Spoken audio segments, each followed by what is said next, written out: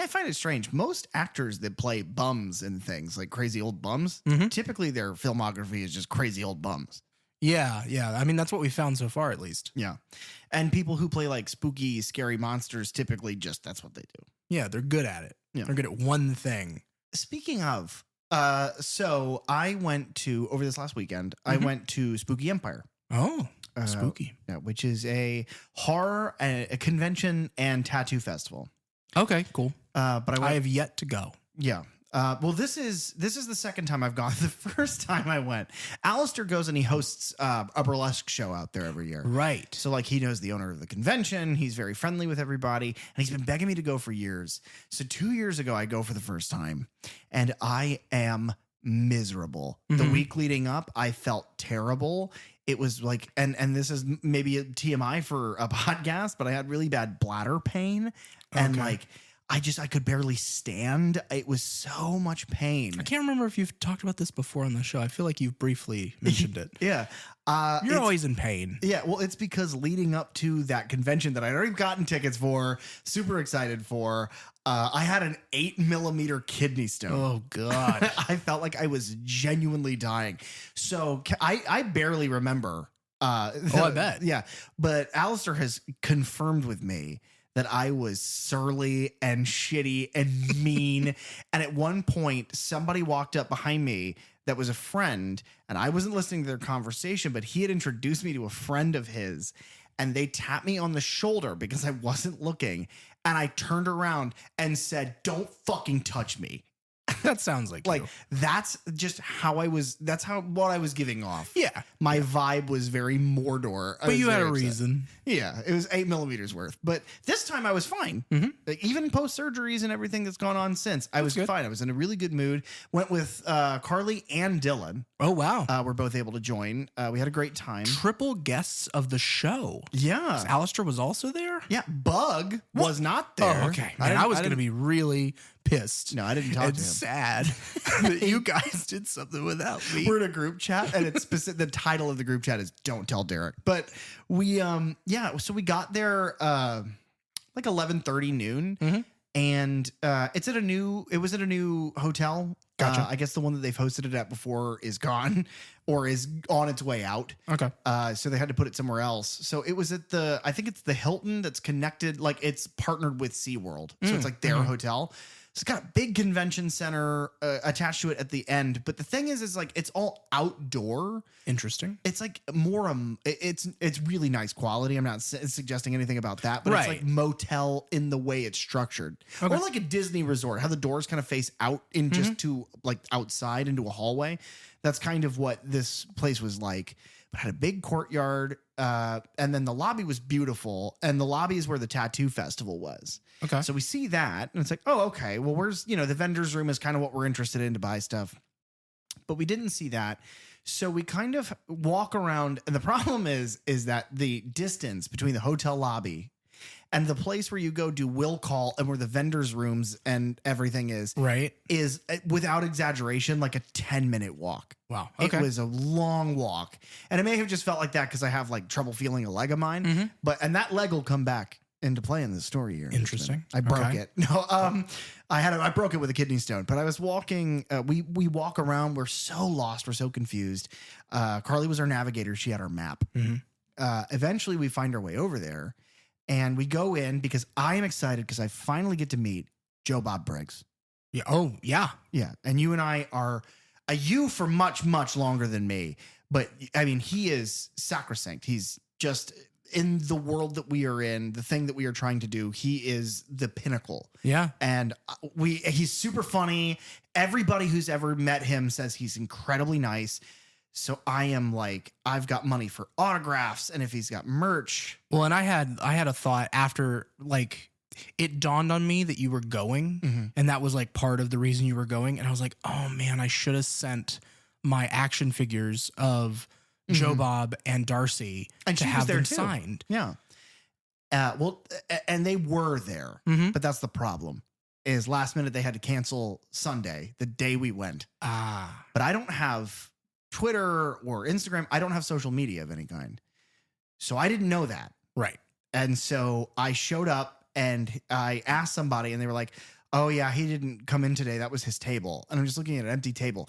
So the only celebrities I got to see it was 3 people. It was the lead actress from Sleepaway Camp, and then Malcolm McDowell.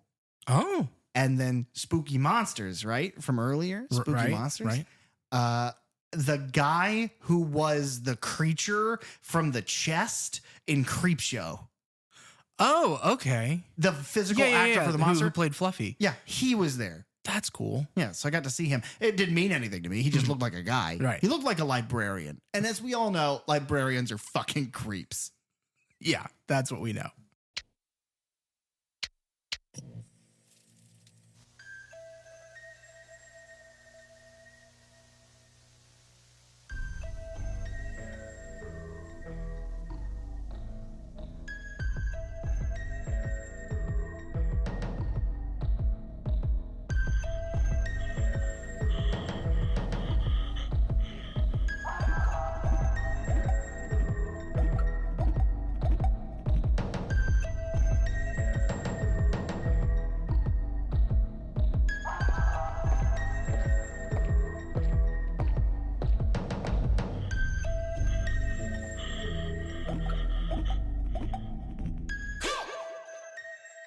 Hello and welcome back to the Third Channel Podcast, where we delve into the horror franchises you love from the perspectives of a lifelong horror fan. and a newbie to the genre. I'm PJ. And I'm Derek. And today the only thing we're here to talk about is what happened to me at Spooky Empire. Right. And also horror.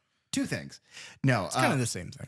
Yeah, a little bit. To continue that thread, so according to Alistair, around the corner from where the celebrities in that small, because the vendor's room, I was astounded about how small it was. Okay. It was 2 rooms, like our dining room rooms, that had like maybe 6 or 7 people in it each. And I was like, what the hell? Like last year it was, or 2 years ago, because I wasn't able to go last year. I was like, this huge space. And this is like nothing. So I was like, okay, fuck it. I guess we'll just go see what else. And so we're walking around. We go to the panel room. No panels. It's Sunday afternoon. It's the last day of the convention. They're not doing panels. We missed the HHN one. That was the day before. Yeah. And so it's like, okay, well, what now? So then we go to the tattoo festival. And on a whim, both Carly and I were like, man, fuck it. Let's get tattoos today. So, and I got to exploring, and I was going through, it's just hallways of artists with their little like makeshift temporary booth set up. And as I'm walking through, basically it's window shopping. You're looking at the tattoo artists' designs and whatnot. But I found this guy who, and if it's his real last name, is pretty cool, but it's probably like a brand name. Yeah. But he goes by Dean Corpse. Oh, that is cool. Yeah, he is in West Palm Beach is where he's located, but he came out to do this. Apparently he comes out every year, both in the summer. I believe he said in the summer and the fall, because they do 2 conventions a year. And if not, at least he does the summers. Right. But his art is fucking wild. So I got, and I'll explain it to the viewers. And then when this episode comes out, we'll have to share it to our socials and tag him in it. But I got are you familiar with the Santa Cruz hand?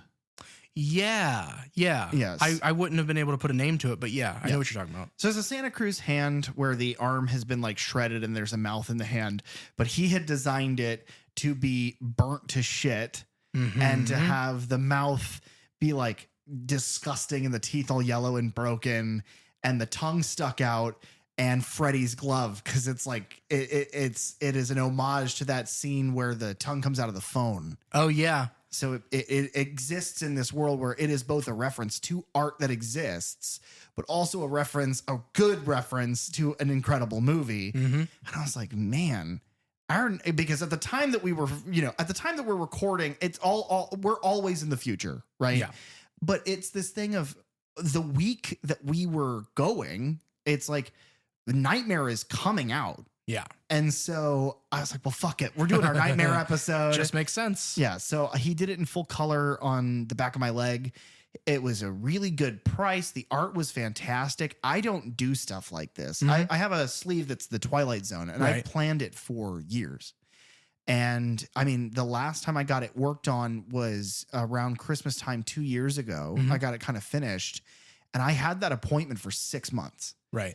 I've never done this before, but Carly does this all the time. So I'm walking around. I walk up to her and I go, hey, I think I'm going to get a tattoo today. And she goes, oh, I'm definitely going to get one. And it was like, oh, thank God. So while we were doing that, Dylan was going to, but couldn't find an artist that had what he wanted until he finally did. But by the time he found what he wanted, they were booked up. So he wasn't able to. Yeah. But to kill his time, he met up with Alistair. And they and Alistair's partner went to the actual vendor's room that we had missed. Oh, okay. That is a giant ballroom that I didn't even get to see because by the time my tattoo was done, it was time to leave. But in walking around, they found this guy, and I have his business card, and we'll have to post. I don't have it on me, but we'll have to post it in socials this week as well. He hand makes Jason Voorhees masks out of PVC, and he paints them. Right. He hand paints them. So I got 2 Jason Voorhees masks because we're doing fucking Friday as well.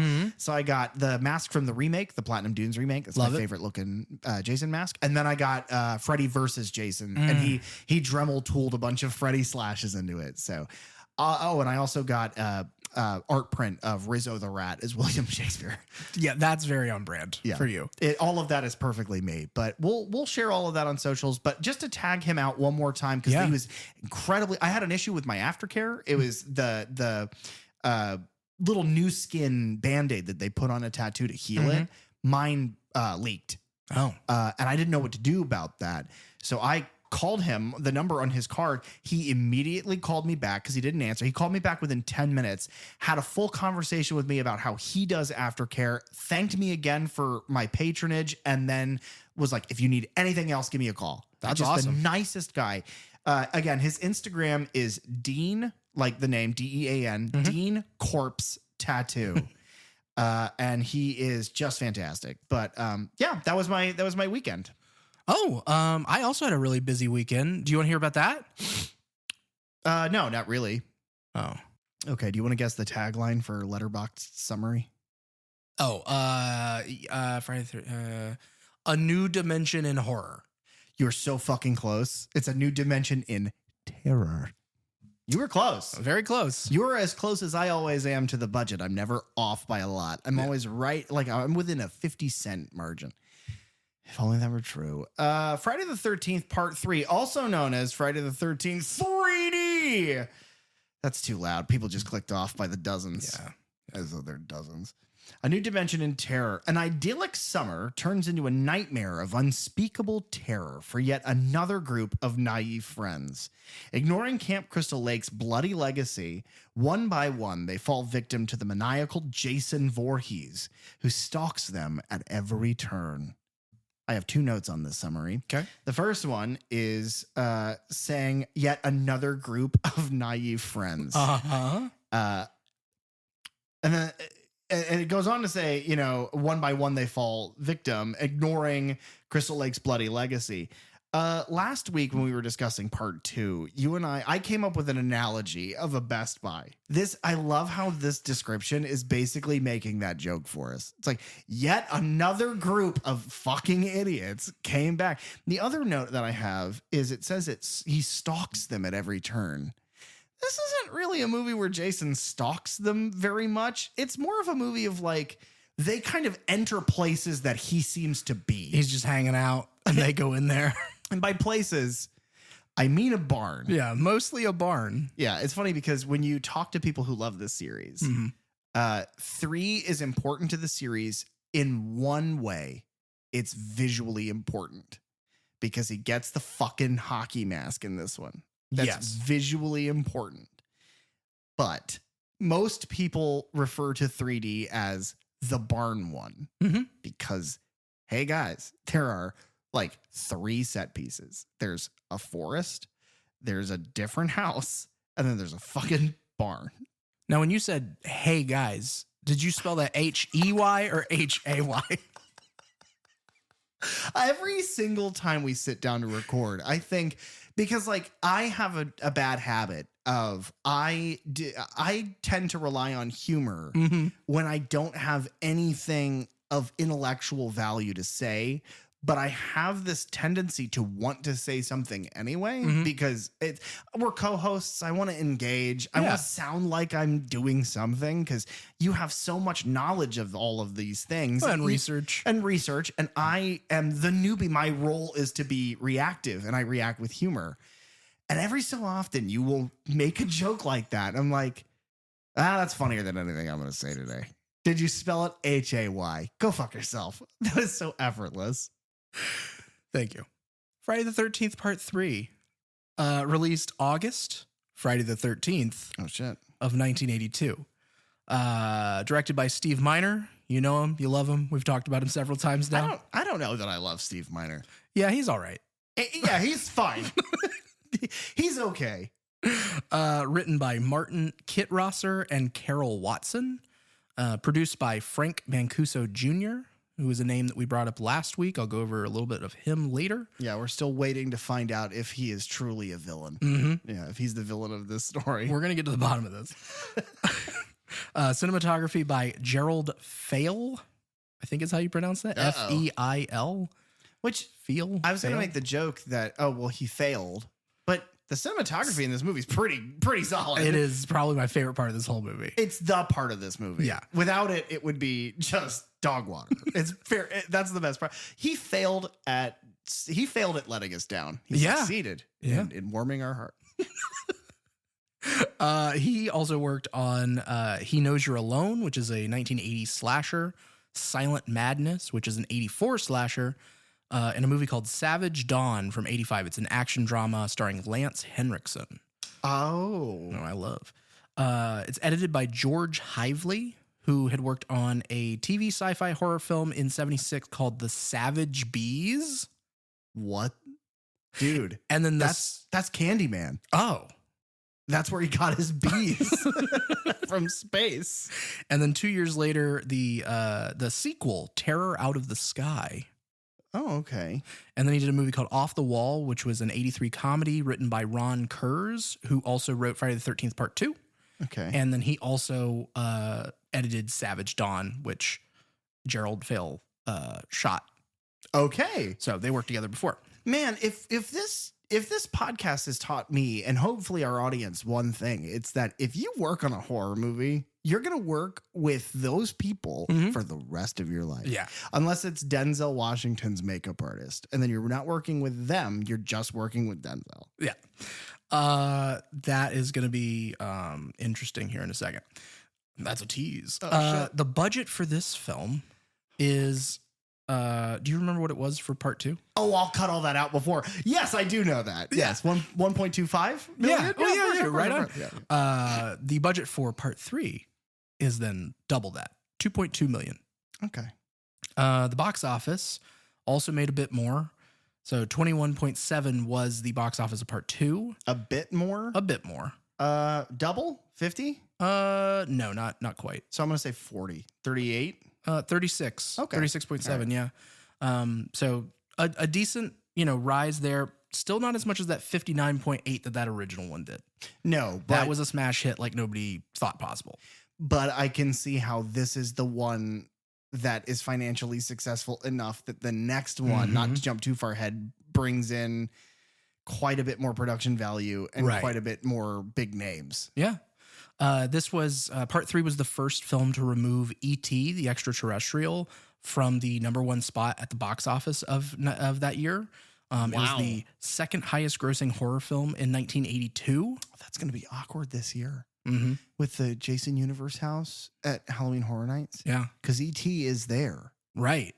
And I'm sure he's not thrilled. Yeah. They are, everyone knows that. E.T.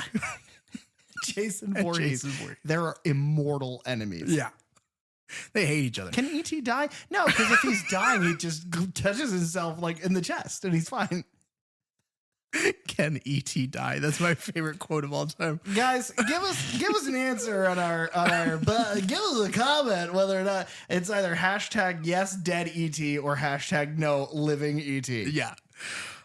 So it is the part 3 became the second highest grossing horror film of 1982. Would you like to guess what the #1 horror film of 1982 was? Here's the problem is that the 80s are littered with horror movies, especially like around this time. There's a lot of classics that are coming out around this time. So I could not tell you. Let me tell you, my favorite movie, probably of all time.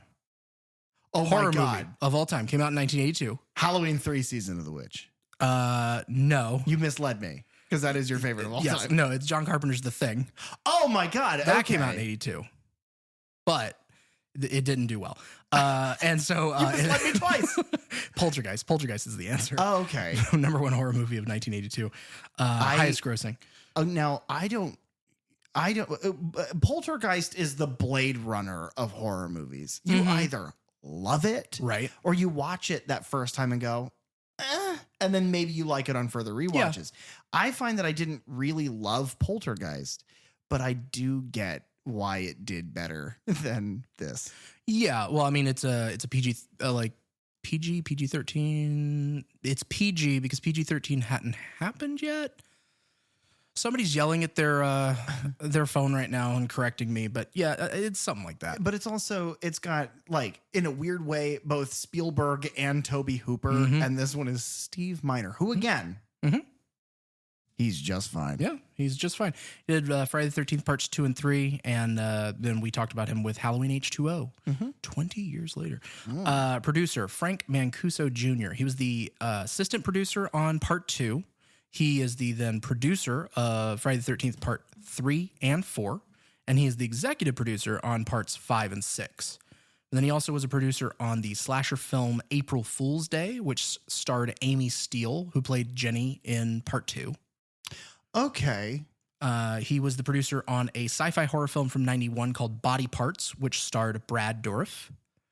And then he was the producer on Species 1, 2, and 3, which is a sci-fi horror franchise that I've never seen. Okay. The writing team, they were actually a married couple.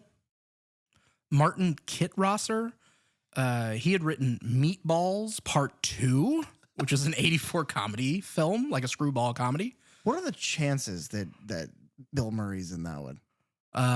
Probably not high. Do you think he came back for the sequel? No, I doubt it. Yeah. But then he also wrote Friday the 13th, A New Beginning. Oof. And he wrote and directed Silent Night, Deadly Night 5. There's 5 of them? Of the original franchise, yes, there is 5 of them.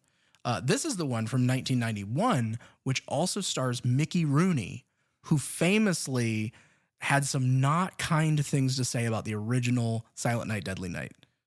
This is blowing my mind.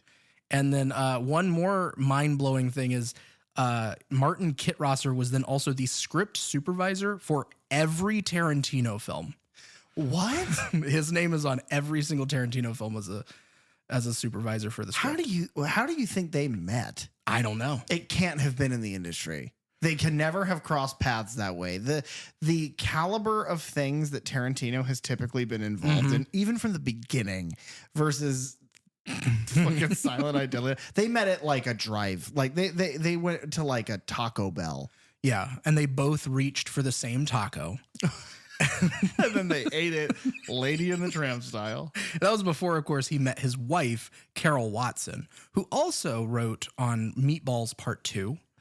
And then the only other writing credit that she has is season 1, episode 3 of South Park, entitled Pink Eye.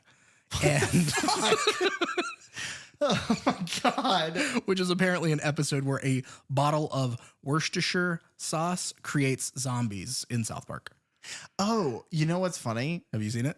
Well, yeah, we talked about that on this show when I was in the hospital last. It was stuck. The TV was stuck basically on South Park, so I definitely did watch that episode there. That's fucking wild. The music is still done by Harry Manfredini, yes. Who's worked on pretty much all of Sean S. Cunningham stuff, as well as all the Friday movies. Just to interrupt for just a moment, yeah, I can confirm that Bill Murray is not in Meatballs Part 2. Oh, okay. I'm glad we figured that out because it was going to keep me up all night. The special makeup effects is done by Douglas J. White, who also worked on Return of the Living Dead 1 and 2, Return to Horror High, Chud 2, Bud the Chud. That's the subtitle, or there are two movies? No, that's the subtitle. Okay. And then he also worked on Candyman: Farewell to the Flesh, Hey. which is the sequel. Yeah. Where it's in New Orleans. Is that the one in New Orleans? I think it is. Yeah, that's the one in New Orleans because the next one is Day of the Dead. Is part 3. And then the other special effects makeup artist is Alan A. Apone, and pretty much did all the same things that Doug White did before becoming the makeup artist for Samuel L. Jackson for over 25 movies. Oh my God. Okay. If for some reason you're listening to these either out of order right. or like this is your favorite one, so you want to hear our discussion on this one. Last week we discovered that one of the makeup artists involved in Friday Part 2 would go on to be basically Denzel Washington's personal makeup artist throughout his entire career, including a movie that came out this year. He's worked exclusively. And Denzel, as far as like historically monumental actors and also like really culturally powerful black male actors, basically of all time. Yeah. And so he does phenomenal work. It is astounding to me that the next, because I thought you were saying, because I've forgotten his name. Right. And so I figured it was the same guy. But no, it's another monumentally important black male actor of a generation's voice who has a guy who is a makeup artist for him forever. And it doesn't matter the genre. Yeah, no. It is like 25 plus films. It's insane. What about Django? Because that's impressive makeup work, I man. think so. I think Django. This guy's the most important part of this movie. We should celebrate him. The original storyline for Part 3 was supposed to focus on Jenny Field from Part 2.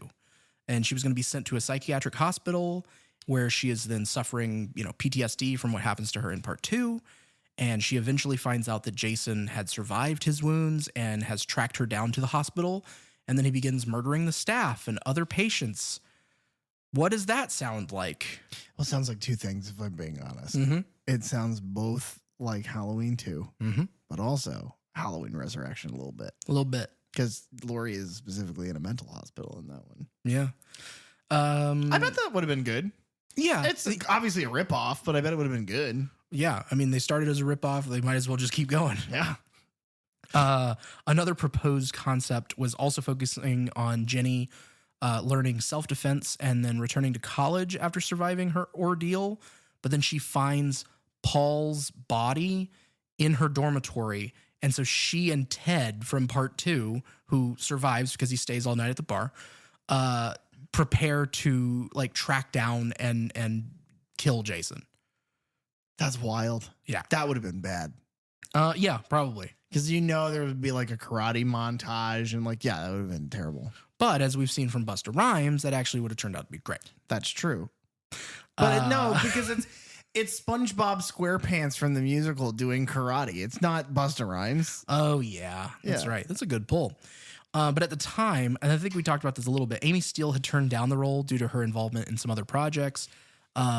And so that, of course, then led to significant script changes. Steele says that, they really wanted me for Part 3, but they didn't have a script and they were just going to show me some sort of like outline. And so then her agent got involved, and we talked about that of like her agent was like, "You're going to get other roles. Don't do this." And guess what, guys? She didn't. Not really. She doesn't. She got like two things. Much in the same way, they asked screenwriter Ron Kurz to come back from Part 2. And he also turned down the project. So then they turned to the husband and wife screenwriting duo of Martin Kittrosser and Carol Watson. They wrote the screenplay and completed the first draft of the script. And then Paramount later brought in Petru Popescu, I believe is how you pronounce it, to alter the screenplay and make it more, quote, sinister and menacing. And we've had something like this happen on another movie we talked about where it's like, this guy did a lot, like significant changes to the script, but because of rules and whatever, he doesn't get any credit for it. So that also, unfortunately, one of the things that we've learned from doing this podcast is that also happens a lot. Mm-hmm. The writers get oh shit! Do you think that's why they did that big strike? Yeah, probably. Yeah, probably. Probably had a lot to do with it Because of Richard Kurz. Yeah. But Petru Popescu, he was a Romanian film writer, and he worked on The Last Wave, which was a 77 dark fantasy drama. He wrote and directed Death of an Angel, which is an 85 drama, and then a TV drama in 94 called Nobody's Children. But he said that casting was based on looks rather than talent.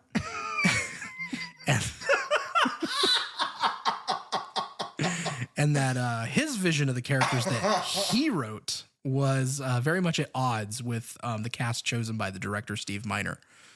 Oh my God. I need to take a lap. I need you to go ahead and just do nuts and bolts, and I'm going to walk around this fucking house. That is insane because we all know that. Right. We all know that's what they did. But he just puts it on Front Street. It's just right there. That's on his business card. I cast for looks, not talent. I don't know. I saw this creepy guy at a mall. He had this weird slogan. It creeped me out, but he's paying well. Dana Kimmel was cast in the lead role of Chris Higgins after Miner became aware of her in another slasher movie called Sweet 16. And then Tracy Savage, who had previously done work as a child actor, was offered the role of Debbie Klein through her agent. Larry Zerner, who was cast as Shelly, everyone's favorite. Basically, he was spotted by producers handing out like flyers for another horror movie. And they were like, hey, do you want to be in a horror movie? And so that's how he got on. And then a former trapeze artist and a stuntman named Richard Brooker was chosen to play Jason, simply because Steve Miner needed someone like big and tall for the role. And so he was like 6'3", but he wasn't that bulky. He kind of had like a diver's build. Okay. And so he actually had to wear foam padding under his clothes, but he did all of his own stunts because he was a stuntman. That's pretty cool. And Richard Brooker, he had been in Deathstalker. Oh, shit. He goes on to be in that in 83, which is a dark fantasy produced by Roger Corman. That's very dark. And then he's in a movie, a sci-fi thriller from 87 called Deep Sea Conspiracy. The main thing, like you brought up, is this movie was shot and shown in 3D originally. Yeah, and I will have to put a pin in the 3D element because I think outside of the review, we should have a discussion about that. Yeah. It's the first 3D movie we've discussed. Yeah, that's true. Yeah. Basically that came around because they felt that they needed to have an advertising gimmick. Now that audiences were pretty, they knew the formula of Friday the 13th after part 1 and part 2. And so since a Friday movie is then built around like stabbing, weapons and instruments coming out at a screen, they were like, oh, we could do that in 3D and it would look like it was coming out at us. So Paramount decided to shoot the film in 3D with 3D cameras. And it was the first Paramount picture produced in 3D since like 1956 or 58. It was also the first 3D film to be like widely released in theaters from a major Hollywood studio. They had leased 2 3D Epix cameras, I believe is the type that they were using, from a photography company, Marks Polarized Corporation, to shoot the film. But then at the same time, a Paramount executive named Al Lopresti was researching like the current use of 3D and that camera technology because he wanted to make 3D lenses that only Paramount could then use. Okay. And own. Capitalism, baby. Yes. And so, according to a September 1982 issue of Forbes magazine, Sirius 2 Corporation owner Gail Weaver visited the set because producer Frank Mancuso Jr. was worried that basically faulty projection lenses in movie theaters in the country would prevent the film from being able to be like widely released. Basically, like the theaters are not going to be up to date enough with 3D it's going to limit our amount of theaters that we can actually be in. And so they spent like a 2-week period developing a prototype lens that could be adaptable to like every theater projector out there. So they could just put them in theaters with the projectors that they already had, and they would be able to run the 3D that they needed. And so Paramount gave the Sirius 2 Corporation $1 million to manufacture the lenses, and that brought up a whole legal battle that I'm not going to go into between them and Mark's projection lenses. Okay. But by some estimates, Paramount was forced to spend $8 to $10 million to actually get Part 3 into theaters. And that's because they ended up making, supplying, and installing those individual lenses and the new screens that were required to then project Part 3 in 3D in over 1,000 theaters. And they had to train like the projectionist on how to do that. And if anything broke, they had to have people on standby to be able to fix those problems over the phone or what have you. So it became a very costly thing for a big gimmick of 3D. And I mean, to kind of touch on that, that is what it is. Mm-hmm. It contributes nothing. Mm-hmm. It kind of hurts the movie because the effects within the movie are created for that flash of that. So for the majority of people who would then go on to watch it in any medium other than its initial release, it's very difficult to watch it in 3D because it's not like the Blu-ray has blue and red fucking 3D encoded into it. It's like for 3D TVs, but other than your parents, because of you, no one owns those. Yeah. And we weren't able to break into my parents' house and steal that TV to watch it in 3D. So unfortunately, I tried, but your dad shot me in the ass, and I went, "Ow! Something bit me." I love that. Yeah, it's from a movie called Forrest Gump, by the way, everybody. Oh, I haven't seen that. Shooting. Basically, this film was shot on location in Valuzet Movie Ranch in Sanguis, California. I'm probably pronouncing both those things wrong. But it was, as is routine. But it was the first film in this series to not be shot on the East Coast. And the house, barn, and lake all featured in this movie are completely like they're custom built for the movie. Okay. They apparently early on, like they didn't seal the lake properly. And so all the water just like seeped into the ground for the first time they filled it up. Oh, that's really bad. And they had to, just do it again. Yeah. The house actually remained on that ranch lot until it burned down in 2006. And apparently that's because some overzealous fan like had gone in there and then set a fire in the fireplace. But because it was a movie set and not an actual fireplace, it burned the place to the ground. Because of the brand new 3D camera lenses that they were shooting on, that process took forever, apparently. The crew taking hours to set up a shot, and then the cast having to do multiple takes of the same thing because you had to get everything just right to go into the lens. Otherwise, the effect was not going to work properly. Right. And because of that, I mean, actor Larry Zerner, the guy who plays Shelly, he recalls that very quickly, it became clear that most of the time, the performances didn't matter. How they delivered lines, what they were saying, none of that really mattered. It's just, did you do the thing that they needed you to do correctly to make the 3D work? So like him throwing whenever they're in the little convenience store, the grocery store, and he tosses his wallet at the camera.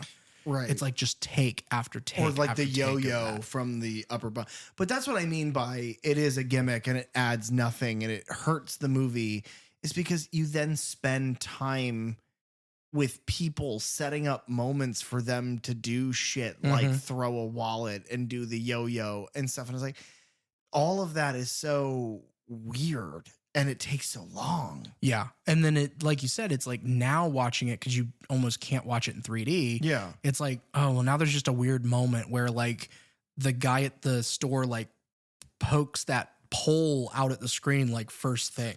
It's that, but it's also like, it's like an eye roll at this point. And they didn't know that. There's no way that they could have known that eventually the technology to do that would become so easy and everywhere that for future audiences would be like, yeah, we fucking get it. You're poking at the screen. Right. Great.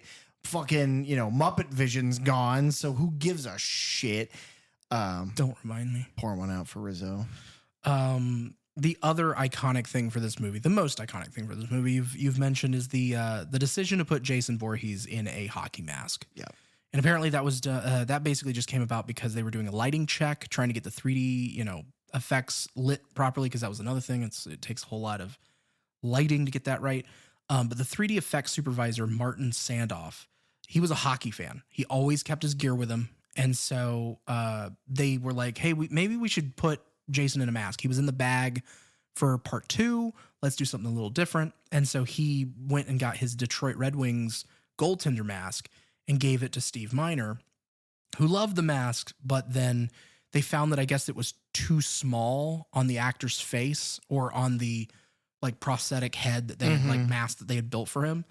And so they vacuum formed it, and then the makeup effects artist Doug White, he enlarged the mask and then created a new mold for that. And then the art director, who was Terry Ballard, placed the red like triangles on there and drilled the holes a specific way to give it its own specific look, which has changed over the years, obviously, but it's pretty standard for the most part. Like you know what a Jason mask looks like. Yeah. And it's also the thing of you see a hockey mask and you're like, oh, kind of. It's not, it'd be weird if like Michael Myers wore a football helmet. You know what I mean? Like but I think the efforts to make it ever so slightly different pays off at the end, because it's like, oh, that one's Jason. Yeah. That one's not. That one's the Mighty Ducks, because it's got the duck bill. Well, yeah, that's pretty obvious. Yeah. And then the other thing they had to come up with were the prosthetic face masks.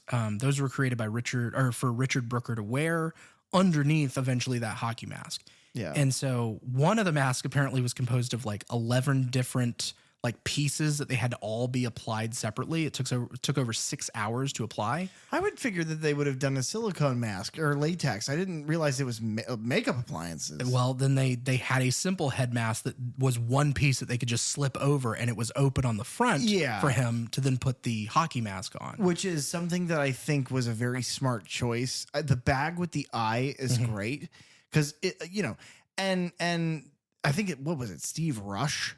It was like a really fucking cool name like that. Oh, yeah. Like Jackson Rush or something fucking awesome. But he was very good at conveying a lot of like anger, or, the scene where Ginny is like tricking him and he's on the ground thinking that it's his mother. It's like almost like sadness, but he conveys a lot of emotion with that one eyeball. When she stabs into his shoulder, the like pain in his eye as it rolls around. But this movie doesn't call for that. This movie necessitates like mindless murder machine, something that is just pounding through scene after scene, doing these horrific things and killing people.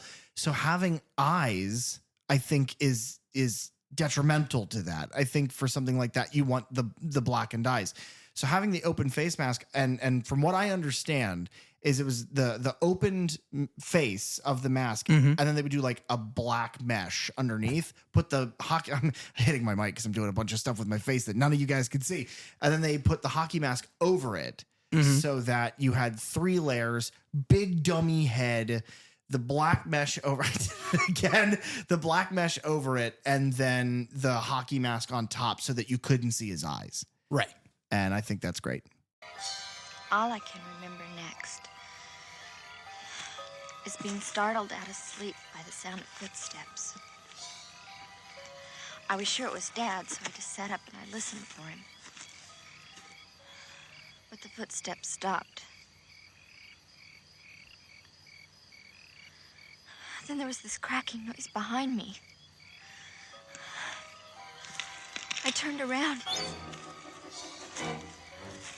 and standing there was this hideous-looking man. He was so grotesque, he was almost inhuman. He had a knife, and he attacked me with it. I was so hysterical, I don't know how I was even able to think, but I kicked the knife out of his hands and I ran. But he ran after me and he caught me and he pulled me down to the ground. I was kicking and screaming and yelling, but it didn't do any good. He dragged me along the ground. I blacked out. I don't know what happened after that. I just don't know. She just doesn't know. No. You know what he did? He gave her a tattoo.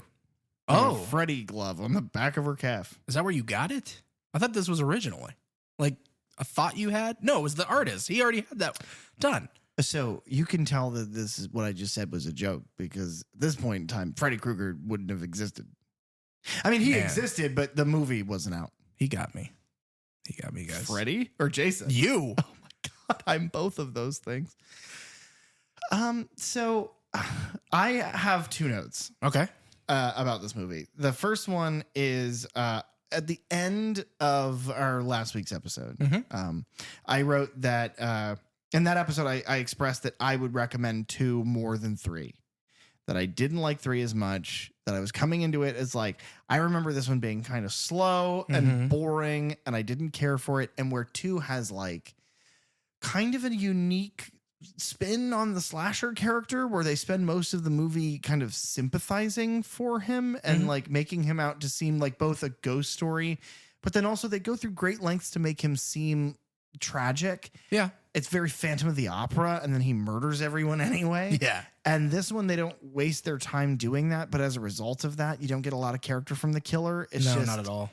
It is just man with mask doing stab with thing. I absolutely stick by the fact that I would recommend 2 way more than this one. Yeah.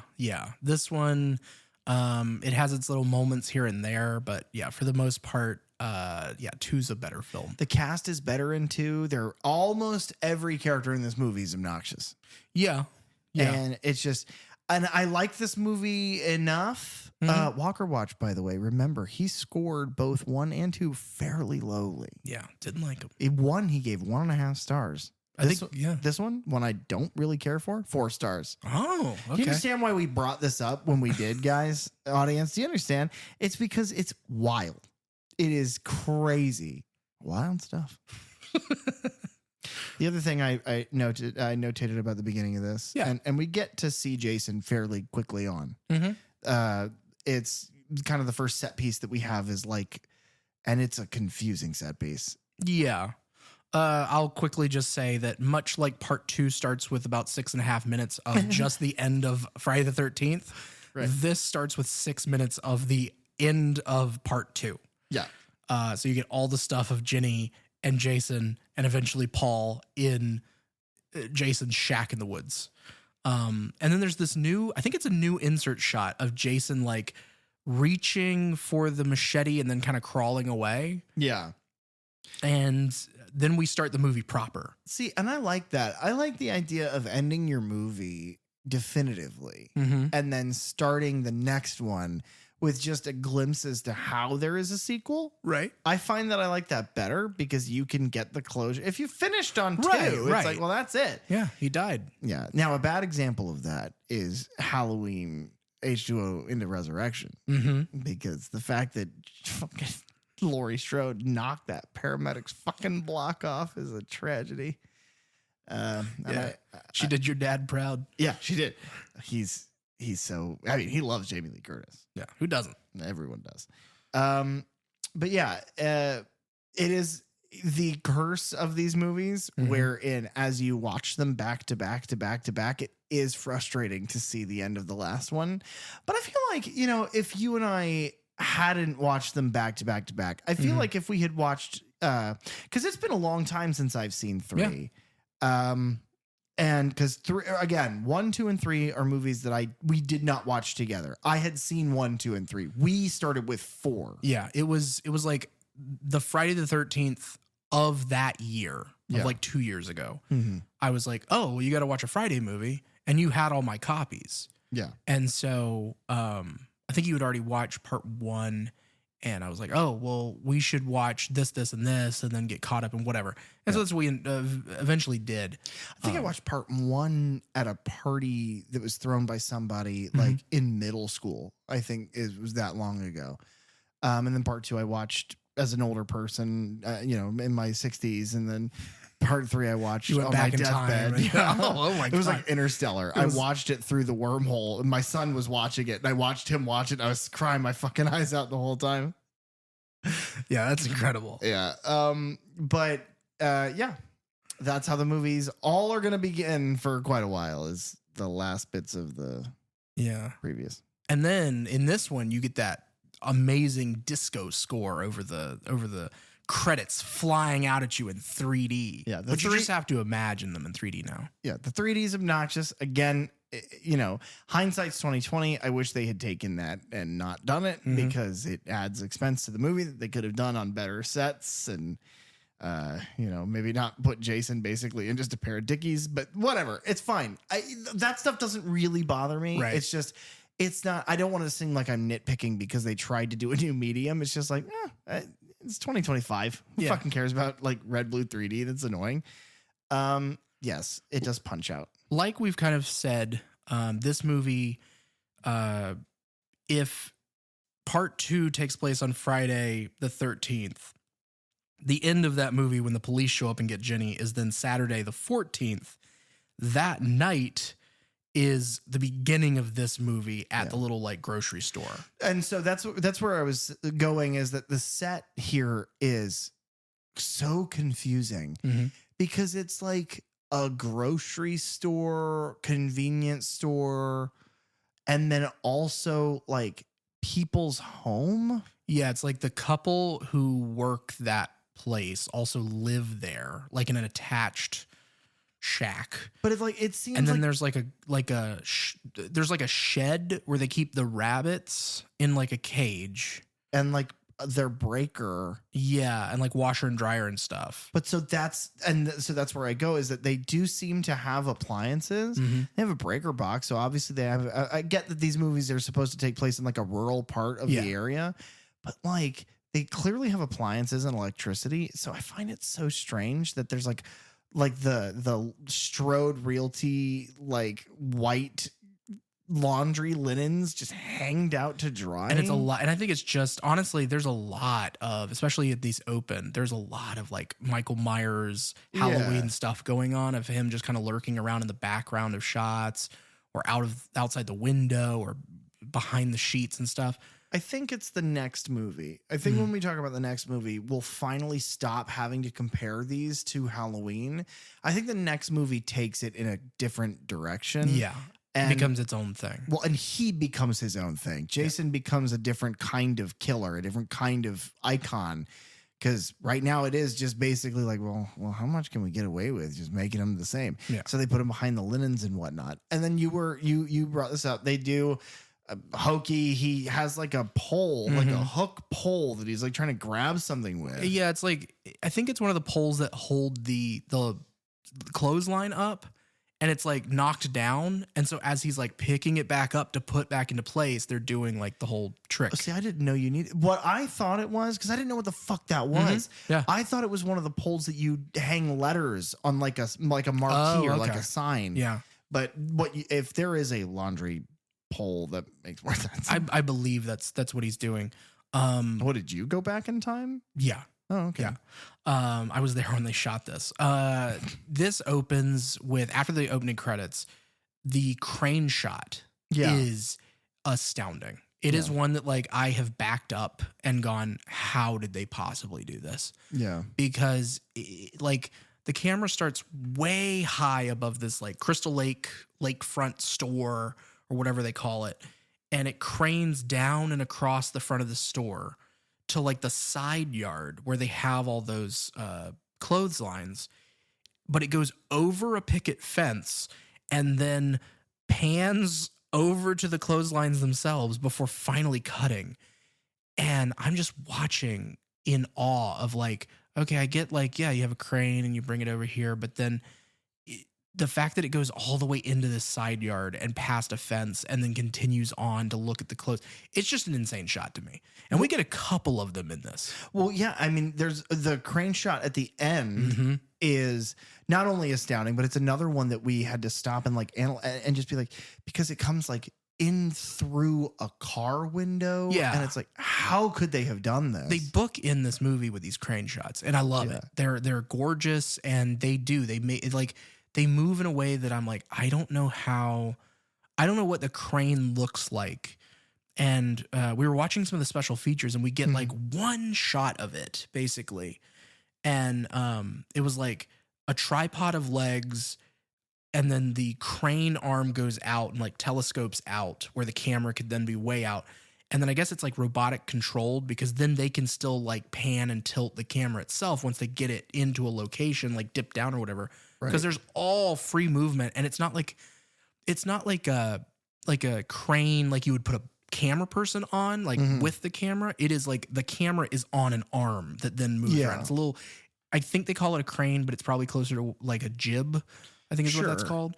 But I don't know, just some insane camera movements in this. Other note I have here about the opening of this movie is that in less than 24 hours, Jason gained 40 pounds of muscle. He grew a foot, completely lost all hair on his head. Okay.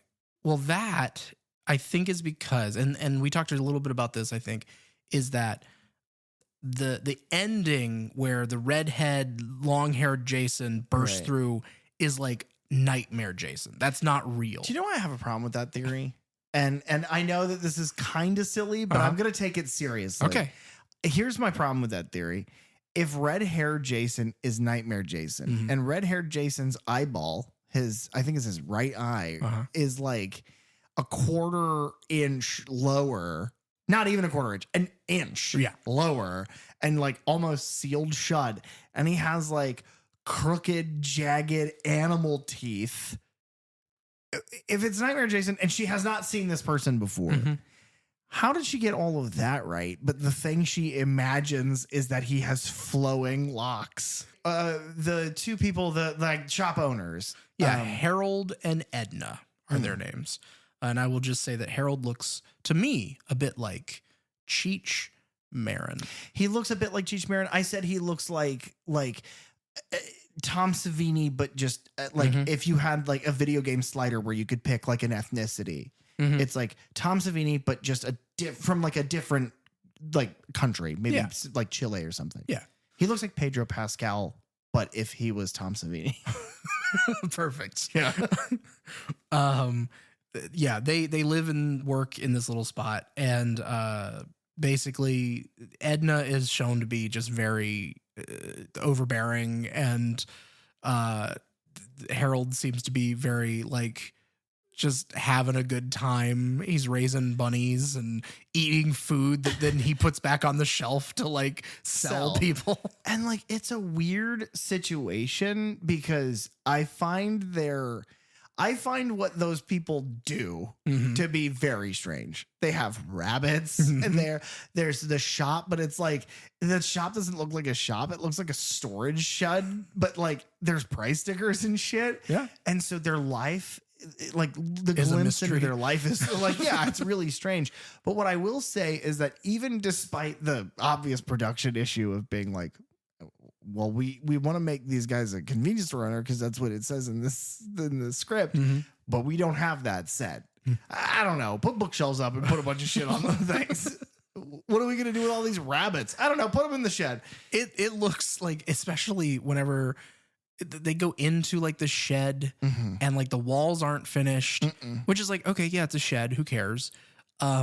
He's like using the bathroom at some point because this becomes a running motif in these movies where like bad things happen to people on the toilet, because you get two scenes like that I can think of in this movie. But he's like using a toilet that just looks like a 5-gallon bucket with a toilet lid on it. But these people are business owners. Right. All of that aside, what I will say is that I find their performances to be very good. Yeah. It's a good way to start the movie. It's funny, but it's not funny in a way that's like it's written to be comedic. It's just it's like their odd couple sort of energy. It's just funny. I like them. Yeah. Kind of, it works. Yeah. In that back and forth. I also like his death quite a bit. To start a movie, I like his death quite a bit.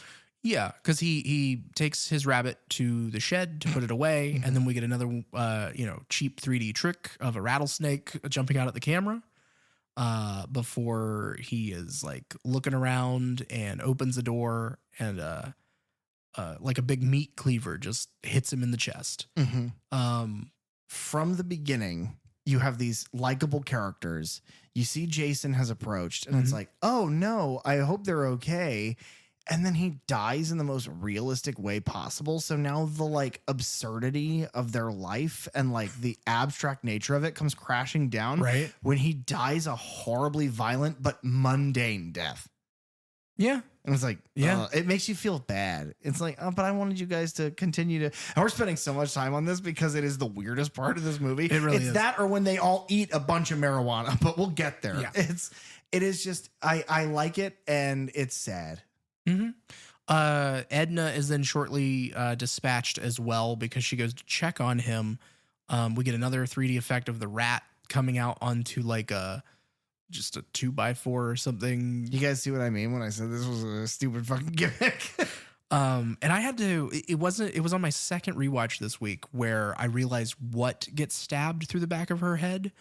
It's one of her knitting needles because she in a earlier shot, she is like looking around for it. And I think she says like, where's my needle go? And like, I made the connection finally because I'm like, I don't know. He takes some sort of like metal rod and jams it through the back of her head. What I will say is another thing that I like about Jason that they kind of really they hammer home in his first appearance as the killer, and then they do better in this one even is like Michael uses a knife. If he doesn't have a knife, he uses something until he can get a knife again. Freddy has his glove. Pinhead has pins in his head, but also uses a box and you know and chains and it's like torture instruments. Yeah. Jason uses whatever the fuck he can grab. It doesn't matter. Jason has killed people with people before. He just doesn't give a shit. And I like that. It's like the first thing you see is like a butcher's knife or a little bit bigger. Yeah. And then the second thing you see is, and I didn't realize it was a knitting needle either. I thought it was an ice pick because of Alice's death. Oh, right. Yeah. But yeah, that's basically our opening scene. And then we immediately cut from that to another 3D, the baseball bat of the kids playing baseball in the street. And we're introduced to the grand majority of our cast here, led by Chris Higgins. She gets out of the car and they're heading to pick up one of the other people. And she says, it's the White House on the left, which I have to assume is like a quick, like the last house on the left reference, like kind of a play on that. Maybe. Yeah. Maybe. I might be stretching. Well, you got to remember it's 82. So there is no better way to give direction than it is either right or left. And this is the color. Yeah. Yeah. Again, I might be stretching. If it's the White House on the left, was it Ronald Reagan? Were they picking up the Gipper? They were. He's he was an actor, so yeah. And then he basically no, he wasn't. Who am I thinking of? No, Ronald Reagan was the actor. Oh, okay, yeah. You did it. I did it, guys. Arnold Schwarzenegger was also an actor. I don't know politics. I know horror movies, which is kind of politics at this point. Bum, bum, bum, bum, and then we'll get copyright strikes. So I have to stop. Chris Higgins is played by Dana Kimmel. She was a model and a TV actress in the late 70s and 80s. She was in Sweet 16, which was a 83 slasher, which also starred Don Shanks, who was Michael Myers in Halloween 5. We've mentioned him a couple times, appearing in other small roles and things. Man, fuck Don Shanks. And then also in Sweet 16, Michael Pataki, who was Dr. Hoffman in Halloween 4. Oh, my God. And then Dana Kimmel was also in a neo-Western action film with Chuck Norris and David Carradine called Lone Wolf McQuaid from I'm 83. literally trying my hardest to think of who Dr. Hoffman is. Dr. Hoffman is at the very beginning of Halloween 4. Right. Whenever they go to pick up Michael, who is comatose and in bandages, and to ship him off from wherever he's been kept. Oh, he's the one that Loomis argues with. Yeah. Okay. That's Hoffman. Man, fuck Hoffman. Yeah. Chris Higgins' friend, Debbie Klein, is played by Tracy Savage. She was in The Legend of Lizzie Borden, which was a 75 TV movie. She was in a movie called The Devil and Max Devlin, which is an 81 fantasy comedy starring Bill Cosby as like the right-hand man of Satan trying to get kids' souls or something. Holy shit, that's almost right. Mm-hmm. Yeah, I was going to make a Bill Cosby reference earlier. You mentioned some movie about the ocean. Like, oh, yeah, this editor worked on this movie. And you said something about sea, like Blue Sea or something. Yeah.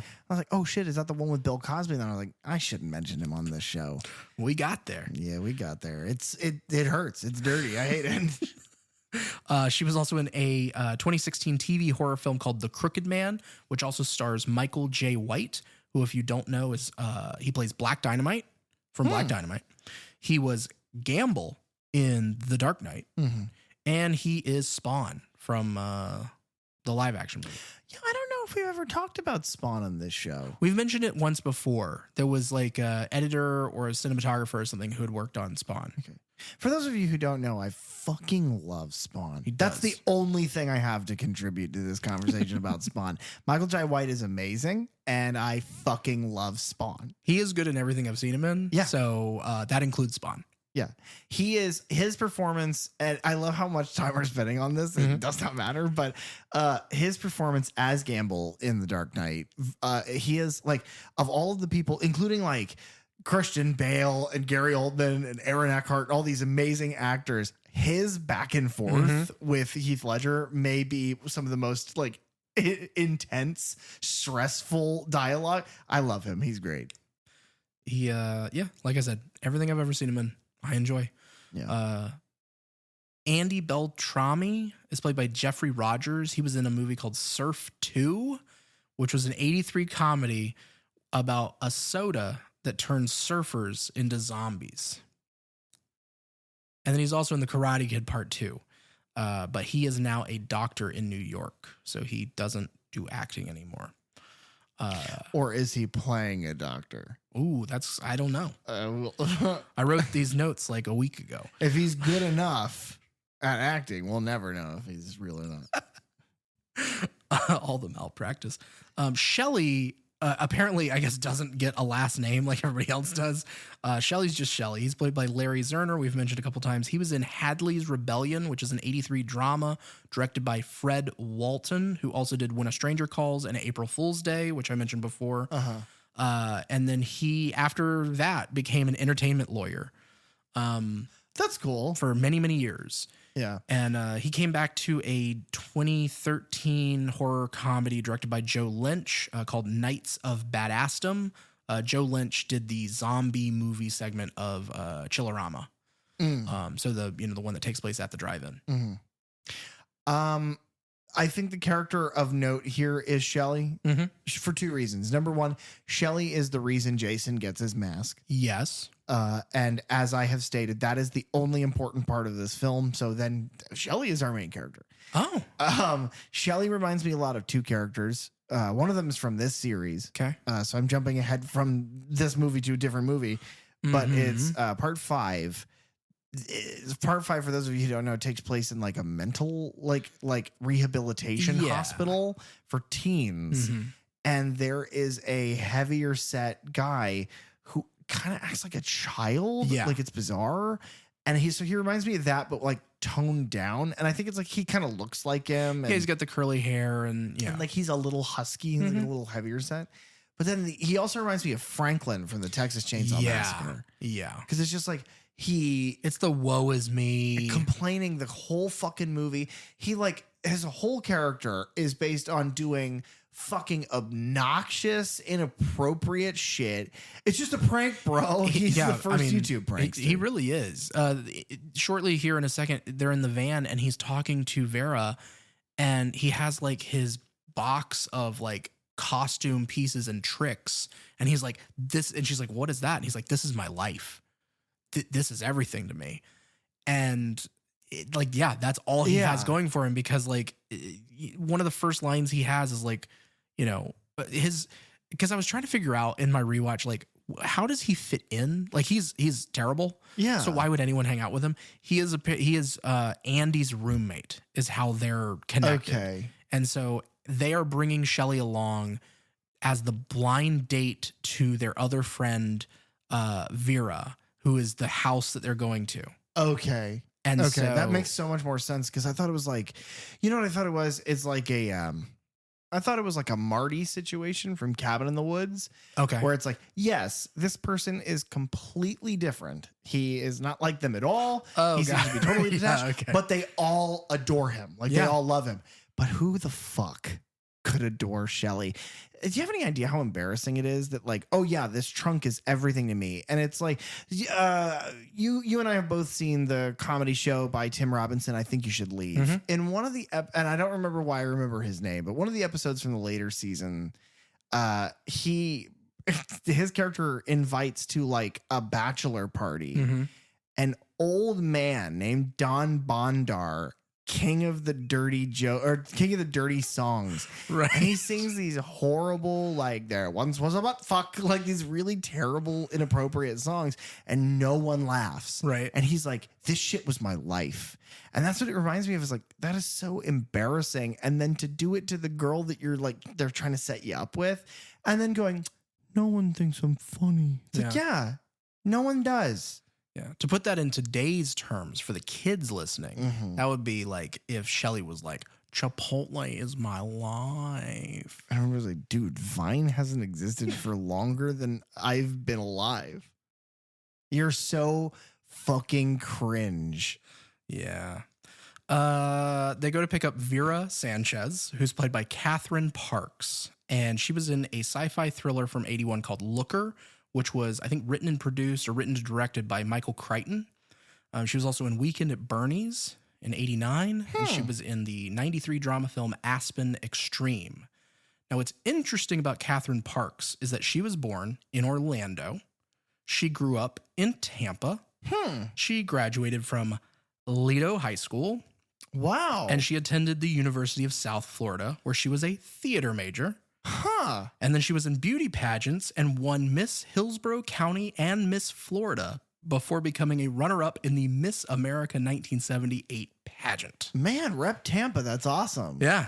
We don't hear a lot about that. Although I don't know if you know this, speaking of Tampa-based celebrities, the lead, the both mocap and vocal performance for the chimp in Kingdom of the Planet of the Apes went to Blake High School.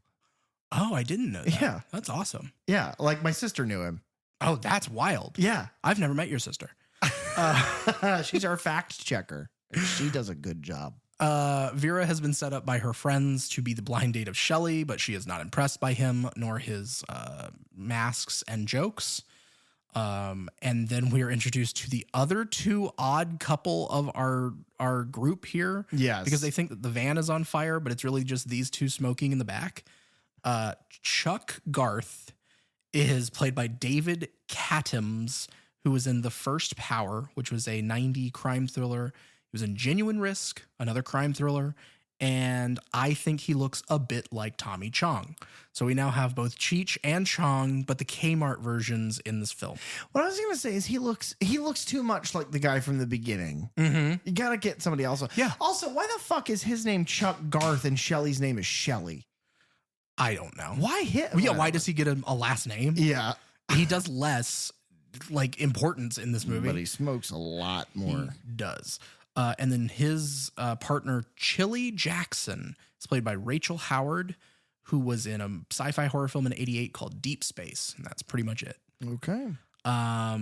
They're in the van. They're all improving, obviously, dialogue or reading the clunkiest fucking dialogue as naturally as they can. Nothing of substance happens here. I think it's revealed that one of our characters is pregnant. That is okay. I was going to bring that up because Debbie, reveals that she's pregnant. Yeah.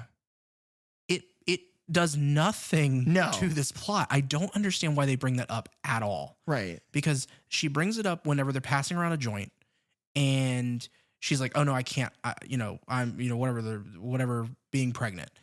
But then later she is going to drink a beer, which I understand at the time they probably didn't know. Or like even if they did know, it's one of those things like, yeah, but there's no proof of that. Yeah, like, what's one beer going to do or whatever? Yeah. What could possibly happen if you have just one beer? And people smoked in the 80s with pregnancies because if there was something about it, it's largely like, oh, fuck off. People didn't really care. But then it's never really brought up again. No. And it's not like she's showing or anything. It just seems like this throwaway line. And I don't know if there was like something else that was cut from the script or something. But then like, why keep that at all? I don't know. It also doesn't do anything for her fate. No. In this film. I don't know, man. I don't know why, but that's the only thing I think of any substance. It's a funny little throwaway bit, and I mentioned it earlier. Yeah. They think that there are cops pulling them over, and they're all like smoking to an extent, and they're like, and Chuck's like, "Oh shit, we got to get rid of this." And they're like, "Okay, we'll throw it out the window." And it's like, "Well, they'll see. We got to eat it." And so it's this like a long shot of everybody in the van. It just cuts from person to person to person, and they're eating dry weed, shoveling it into their mouths. I can't imagine doing that. No.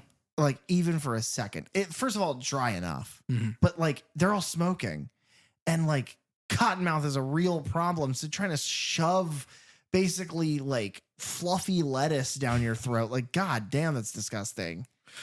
But it's all for naught because the cops were instead going to that lakefront grocery to pick up the bodies of our first couple, Harold and Edna. Now, to be clear, yesterday, teens, like 8 people were discovered dead at Camp Blood. I do this bit every time I mention Camp Blood where I put my mouth really close and I say Camp Blood to emphasize the fact that that's what the locals call it, and people still go out there. I'm not going to do that anymore. It's just implied, but they go to Camp Blood, and there's this problem where, you know, all these people have been murdered. Now 2 more people are dead, and it doesn't shake them at all. They're like, fuck it, let's go hang out. Yeah, and I guess like part of that could be, one, they're dumb kids. Yeah. 2, they're not going to Camp Crystal Lake. They're going to, you know, Higgins Haven, which is Chris's like family lake house. But it's on the lake. It's on the lake, or it's nearby at least, in Jason's woods. Yeah. But like, has enough time gone? Like, we hear a news report of the 8 dead and that Jenny survived and whatever. But like, have they heard that news report? It's only been a day. It's shown that they're listening to the radio. I don't know. I think most radio stations at that point, all of them had a host. None of them were like iHeartRadio where it just kind of plays music. They all had hosts. I don't know. I'm not going to get into the nitty gritty. This is not the movie for that. No. But again, I find it hilarious where the plot like synopsis is like another group of naive teens. And it's like, yeah, because without them, you would have no series. Yeah. You need dumb fucking kids to just be like, let's go do drugs and fuck. And then Jason's like, no. Yeah. And then in like a huge step down from parts 1 and 2, we get a really quick, they nearly run over a homeless man, presumably homeless man, sleeping in the middle of the road. This is the strangest thing I've ever seen in anything, for 2 reasons. Number 1, this man gets up and he does the prophecy of doom. Right. He explains kind of in the same kind of crazy Ralph methodology. He does not have the charm. No. He does not have the charisma. He doesn't have the looks. He doesn't have the swang and hog. He doesn't have the bike. Yeah. He doesn't have Pee-wee's bike. We're going to have to do a Pee-wee Adventures episode. You know that. Yeah. Yeah.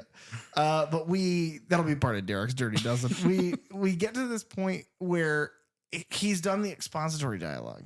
And then he's like, you know, he gives this I can't even remember the quote, but he says something to the effect of like, something bad's going to happen to you. See, look. And he holds up what I think is supposed to be a human eye. It's supposed to be an eye. But it looks, okay, we live in and around the Tampa Bay area.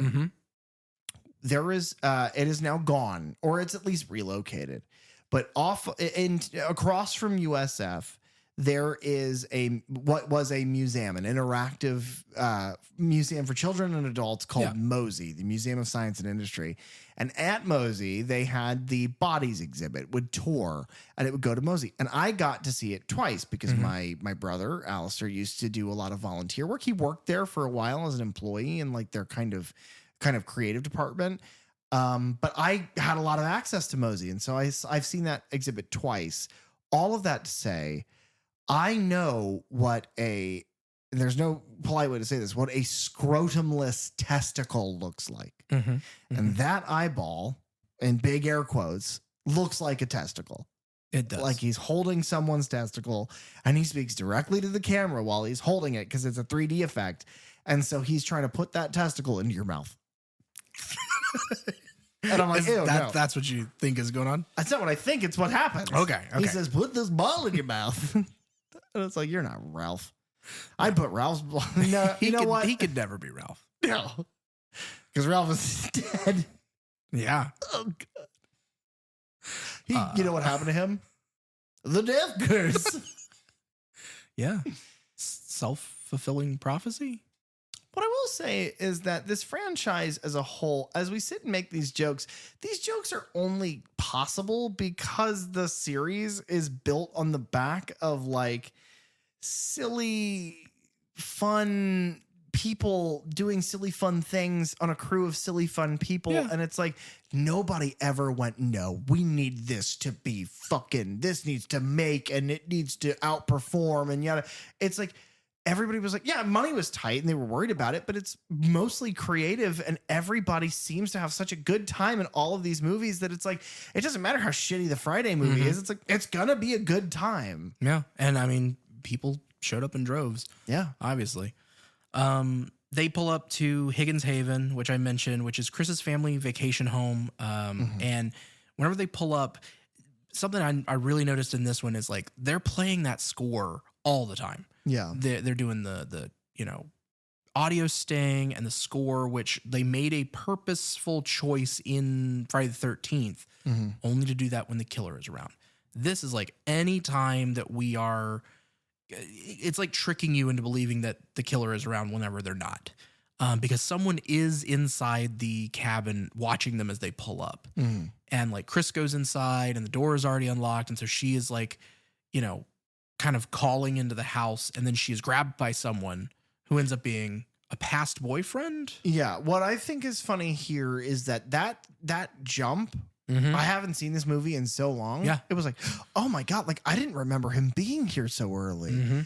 I've always taken, and this is probably not accurate, it's probably just meant to be like non-diegetic and they just use it now instead of it representing anything.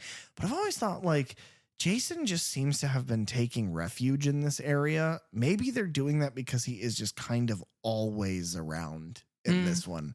Okay. I see what you mean. But that is probably a bit more creativity than is appropriate to lend to this movie. It always, in this one especially, it feels like they're, especially in this moment, I should say, they're really just trying to trick us. Well, and it's a good trick. It's effective. Now, what I will say is that from a screenwriting perspective, this relationship is weird. Yeah, I go back and forth on Rick. I don't like him when he first shows up. And then like by the end of it, I'm like, okay, maybe he's not like a terrible guy. I don't think he's a terrible guy, but I think that he is doing.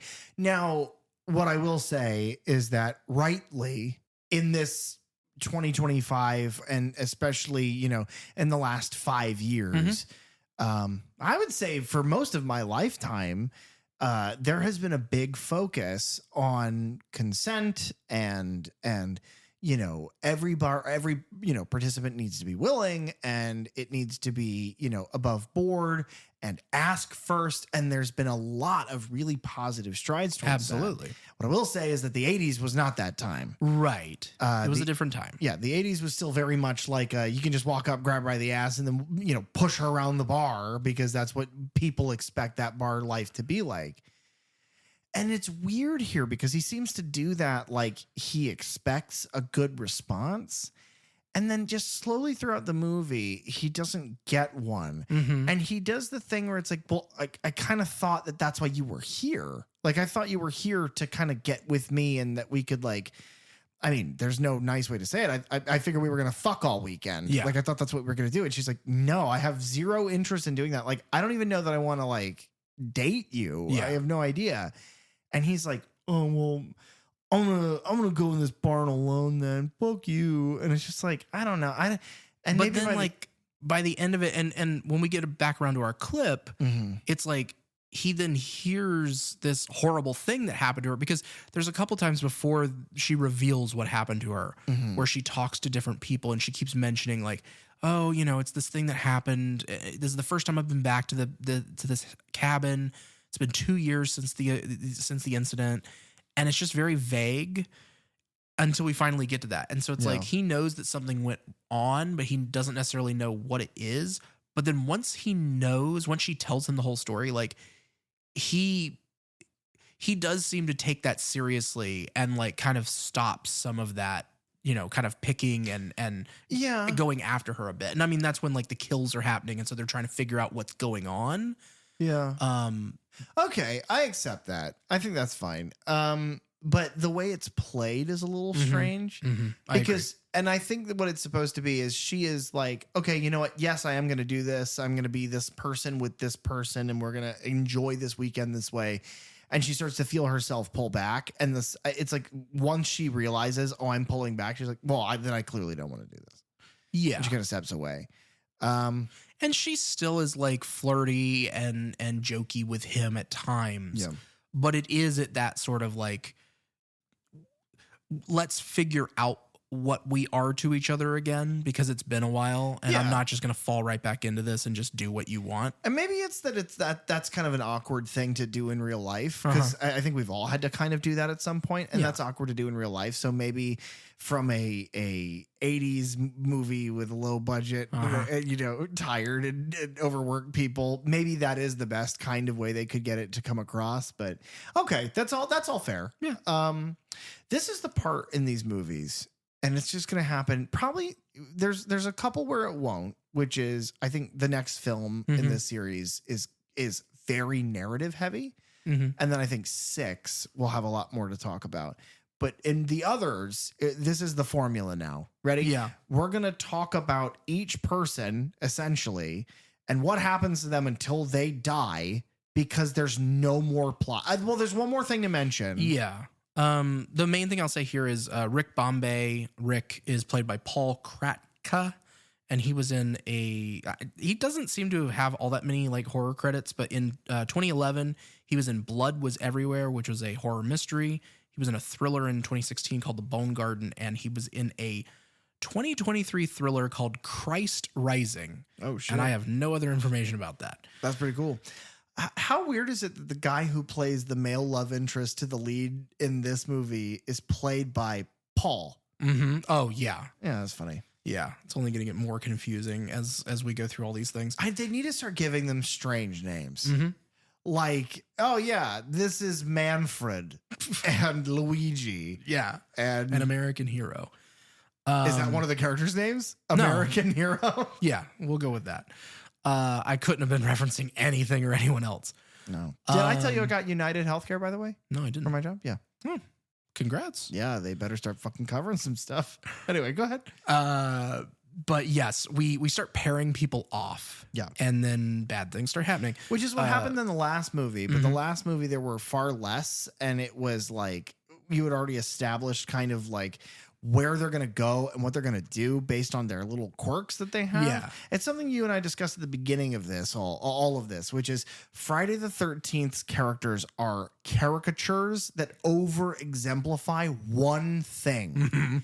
And then Nightmare's characters are nuanced and they have like growth and like, yeah, they die, but it's like they have fears that are picked apart, but they also have like ambitions and goals and friends and stuff. But this isn't that. These aren't those. Yeah, it's not the same. But yeah, we're just kind of introduced to the layout of this place, the cabin, the different rooms, the barn, and I don't even want to go into it. Shelly plays a dumb prank and everybody gets mad at him. And so then Vera's like, I'm leaving. I'm going to take this VW bug and drive to the store for whatever. Shelly's straight up like, can I come with you? Everyone hates me. And but it's like she was leaving to get away from him. And then she's like, yeah, and has him hop in the car with her. She does the bit where it's like, and it's for I think it's for fucking 3D because it goes away and then it comes back into the camera and it's like, fuck you. And she's like, yeah, get in. And he's like, oh boy, a girl. And then he gets in the car. And I wish what happened is that when he got in the car and he got in the seat, that she would have pressed an ejector seat button in the middle and he would have gone up, but then the roof doesn't open. So he smashes his skull into the roof of the car and dies. But you want that because they could have done a really cool 3D effect with it. Add it to the list, baby. Paramount's got to make that camera worth the money it costs them. Yes. Fucking, that's so stupid.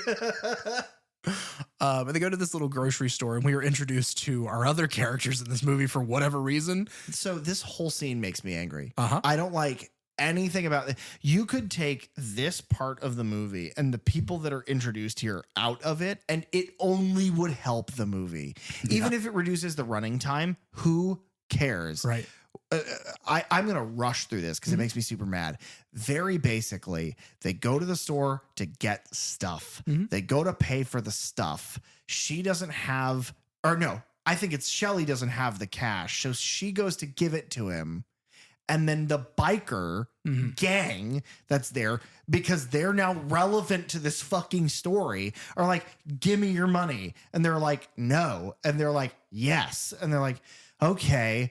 And it's like this confrontation where eventually I guess they don't give them the money and get the stuff. And so they're leaving the convenience store, and Shelly's backing because now Shelly is driving. Yeah, because she's like, I'm too shook up about this. You got to drive. Right. Oh, and by the way, the bikers, terrible. All three of them. It is like old mobster movies that would have like the funny ones. You know what it reminds me of? It reminds me of the fucking buddy cops from Halloween 5. It is like the weirdest, like there is, and you know what it is? It's Cruella de Vil and Jasper and Horace. Oh yeah. It's like the mean, sassy girl leader and her two big dumb henchmen. Yeah. And so Shelly's backing up and he bumps the bike. Yeah. The bike falls down. And the bald black gentleman who is a biker has a chain. And he's like, I'm going to kill you. And then they're driving away, but they drive right past him. So he smashes their fucking windshield with the chain. And then Shelly's like, fuck you. And he turns around and he runs into the bike and destroys it, assumedly. And then they just leave. They just drive off. And for a moment, it's like, okay, was that just a little scene for whatever reason? But no, like then the bikers play like a big part in the whole next sequence. And it's really fast because what I would expect is you kind of hold on that, like, what was that? Why did that happen? And then like, you know, maybe the killings start, but then they show up and then it's like, oh my God, we have to run from Jason and these bikers. And if you had made them more serious, written the situation more seriously and cast better performers. Yeah. Looks not talent. You could have made that more suspenseful. Debbie and Andy are gonna go down to the lake, and so Debbie's grabbing like towels out of the van, and then the camera goes down to the ground level, and you see Boots walking along behind the van, and so they're playing with like, oh, is this gonna be Jason?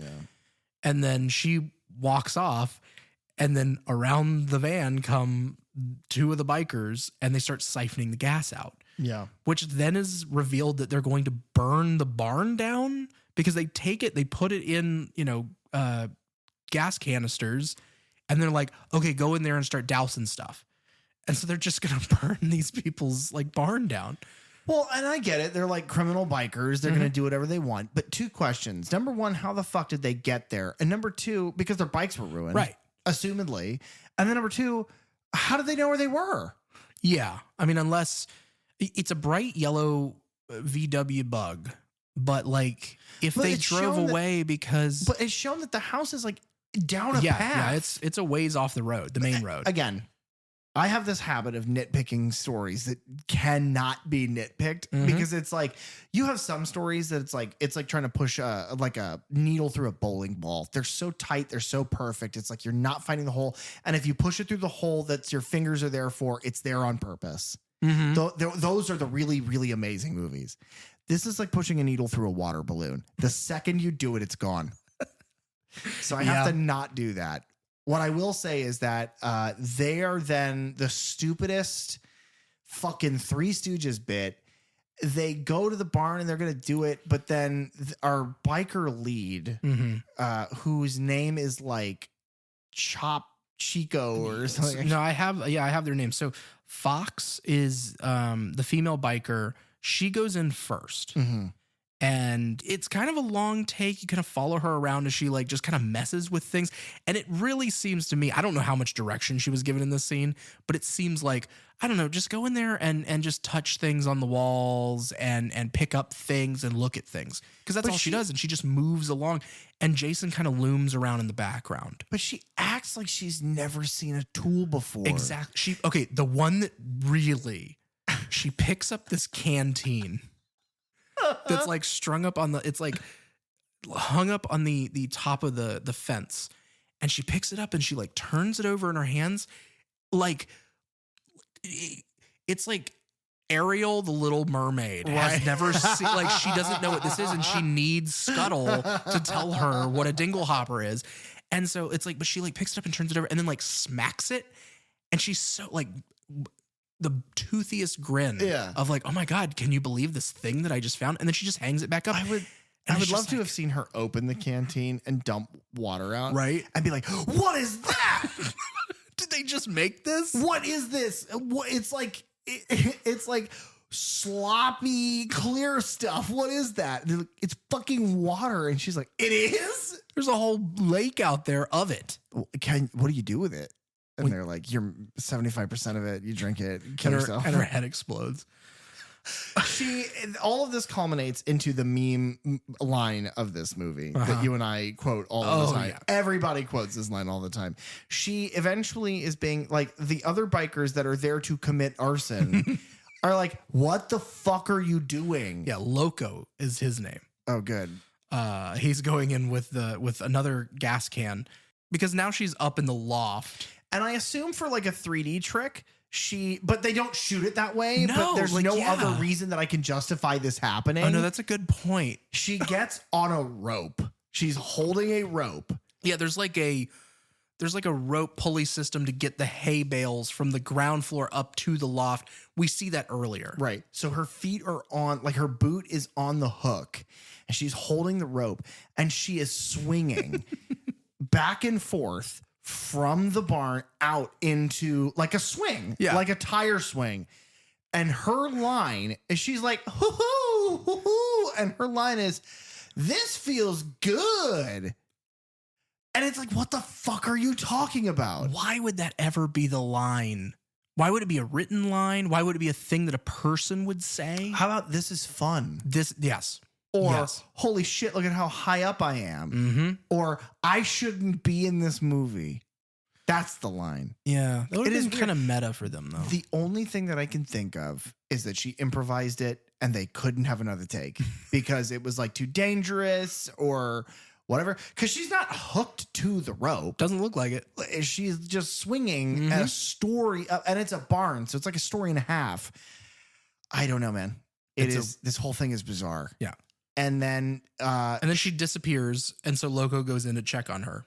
Correct. And he gets up the stairs. And he does, he goes upstairs and it's one of those, it's kind of like how did the security guard not see the body of the other security guard in the beginning of Halloween Resurrection? Because Loco climbs up into the loft, and Fox's body is hung up on one of the cross beams. She has a pitchfork stabbed into her throat, which is then like holding her corpse up. He somehow misses her at first and is kind of just like lazily looking around this hayloft, and then turns around seeing her corpse. And then Jason is immediately there with another pitchfork and stabs Loco through as well. Yeah. I don't mind him just being there. Mm-hmm. He is obviously also someone who just seems to be able to blend into nothing. Yeah. The plot necessitates him to be able to be kind of invisible. And I don't mind that. No, and there's plenty of places that he could logistically hide in a barn. Yeah. I like the barn for that reason alone, is that he is used to hiding in like a kind of very rural, very kind of natural environment. And so him being like living in a shack. I think a barn is a natural place for him to be able to operate. I like how the series typically allows him in nature to blend in and be kind of a stealthy, sort of shadowy figure. But then in a building, in a home, or in something more residential, he just smashes his way through shit and tears people apart. And 2, he's a little bit more like, I'm going to sneak into this room or whatever. But by the time you're at the end of this series, if he's in a house, he is smashing through walls. Yeah. And I like that. I think that's integral to him. Yeah, man, the windows that get shattered in this franchise.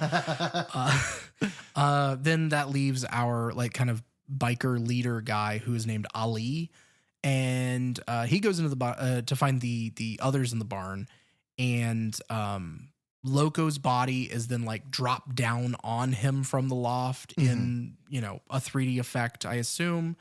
And then Jason drops down as well. And the biker picks up the machete, like from, you know, just the barn. And they like quickly have this little tussle in one of the like horse stalls or whatever. And we assume that Jason kills him. The rest of this, like you said, we're just going to kind of partner people up and then go from there, And because watch them die. they literally, this is where Andy and Shelly are juggling for a great 3D effect, I assume. Yep.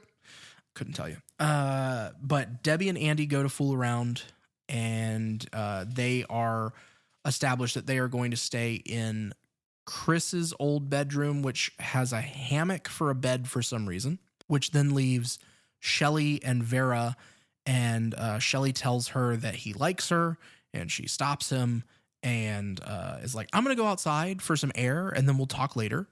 And we get this, it's like Jason is then around because we see him on the porch watching Shelly through the window. And so we'll jump to Chris and Rick. They, after everybody got back from the store and you know, the glass has been shattered on Rick's VW. Yeah. He's like, I've got to get out of here. I thought this was going to be something else, and clearly you're not into it, so I'm going to leave. And she's like, well, don't leave me. Like, I'll go with you. And so they go off. Which is the second time in this movie that someone's like, I'm leaving because of you. And that person's like, well, do you mind if I join you? And they're like, yeah, okay. It's a screenwriting little trick. You come with me, you thing causing me emotional distress. And they go and I'm trying to figure out where are they located, because they are sitting outside of this like giant drainage pipe. Yeah. But then they seem to be sitting on like the steps of a house. Maybe there's a log wall behind them. I thought it looks kind of like a cobblestone. Okay. Like industrial almost. And it's like an industrial sewage, like big drainage pipe. Here's my thought. Movies ahead of its time, in the middle of this beautiful country next to Crystal Lake. Okay. There is an Amazon factory. Oh, not factory, an Amazon. You know what I mean? Right. It was the first one. Yeah. There are people in there pissing in bottles. And Whenever dying. it was just books from A to Z for all you Amazon. Anyway, but Chris, basically they're talking about the relationship, and Chris, this is where we get our clip eventually is their car battery dies because they were using that as a light source, and so they have to walk back, which then gives us enough time for the plot to happen.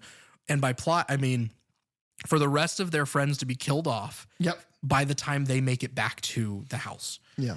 So we will move to Vera and Shelly. That's my favorite part of the entire movie, because first of all, you get a very iconic piece of scenery that, though it never takes place in this specific location, like their home ever again, they replicate this sort of visual over and over and over again. Dark of night, black glass lake, dock sticking onto the lake. I mean, it's literally, this is what these movies look like to me. Yeah. And Vera's sitting on the dock. By the way, the only reason I know that her name is Vera is because you keep saying it. So thank you. Yeah. Because otherwise I'd be lost. I couldn't do the show without you. Well, I'll try to figure it out. That's the goal, is to be able to pilot this ship alone. Okay. Shelly is a problematic person. And he wants to have sex with this very attractive woman. Right. So he thinks, after being told to stop being a stupid jagoff over and over and over again and stop doing these childish things to us so that we'll like you, he decides, I'm going to put on a hockey mask, a scuba suit, and get a harpoon gun. And I am going to swim in the middle of a dark lake up to the dock, and I'm going to burst out of the water. I don't know, like Jason Voorhees, and I'm going to scare the shit out of her, and she will scream bloody murder. I'll take my mask off. She'll see it's me. She will immediately become aroused, will tackle me and have sex with me in this disgusting algae pond scum filled lake. And instead, predictably, she's like, get the fuck away from me. You are an asshole. I don't like you. And he's like, oh man, my life is so hard. Yeah. And importantly, he takes his mask off and he sets it on the dock. Mm-hmm. Yeah, he does. That's pretty close to everything that happened there. No.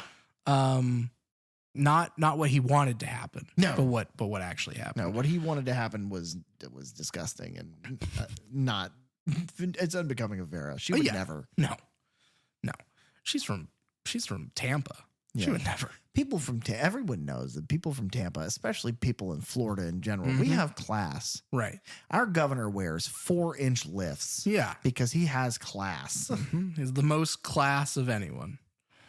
So much. So Shelly, he then hears like a noise and he follows that to the barn because again, everything's going to happen in that barn. Goddamn barn. And Vera goes back to sitting on the dock. Shelly goes into the barn and he closes the door because he thinks that he sees something or he hears a noise. So he goes in there and he like closes the door behind him and he's like, he calls out to one of the other couples, whoever, it doesn't matter. And he's like, are you guys doing something that I shouldn't see?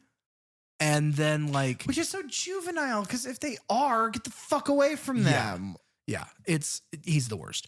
But then he gets like startled by something but it's like a deer head or something that like drops down in the frame that's like hanging from a rope for no reason other than a jump scare. We're going to move on to Debbie and Andy. They have gone, like I said, upstairs to a bedroom to figure out how to have sex in a hammock.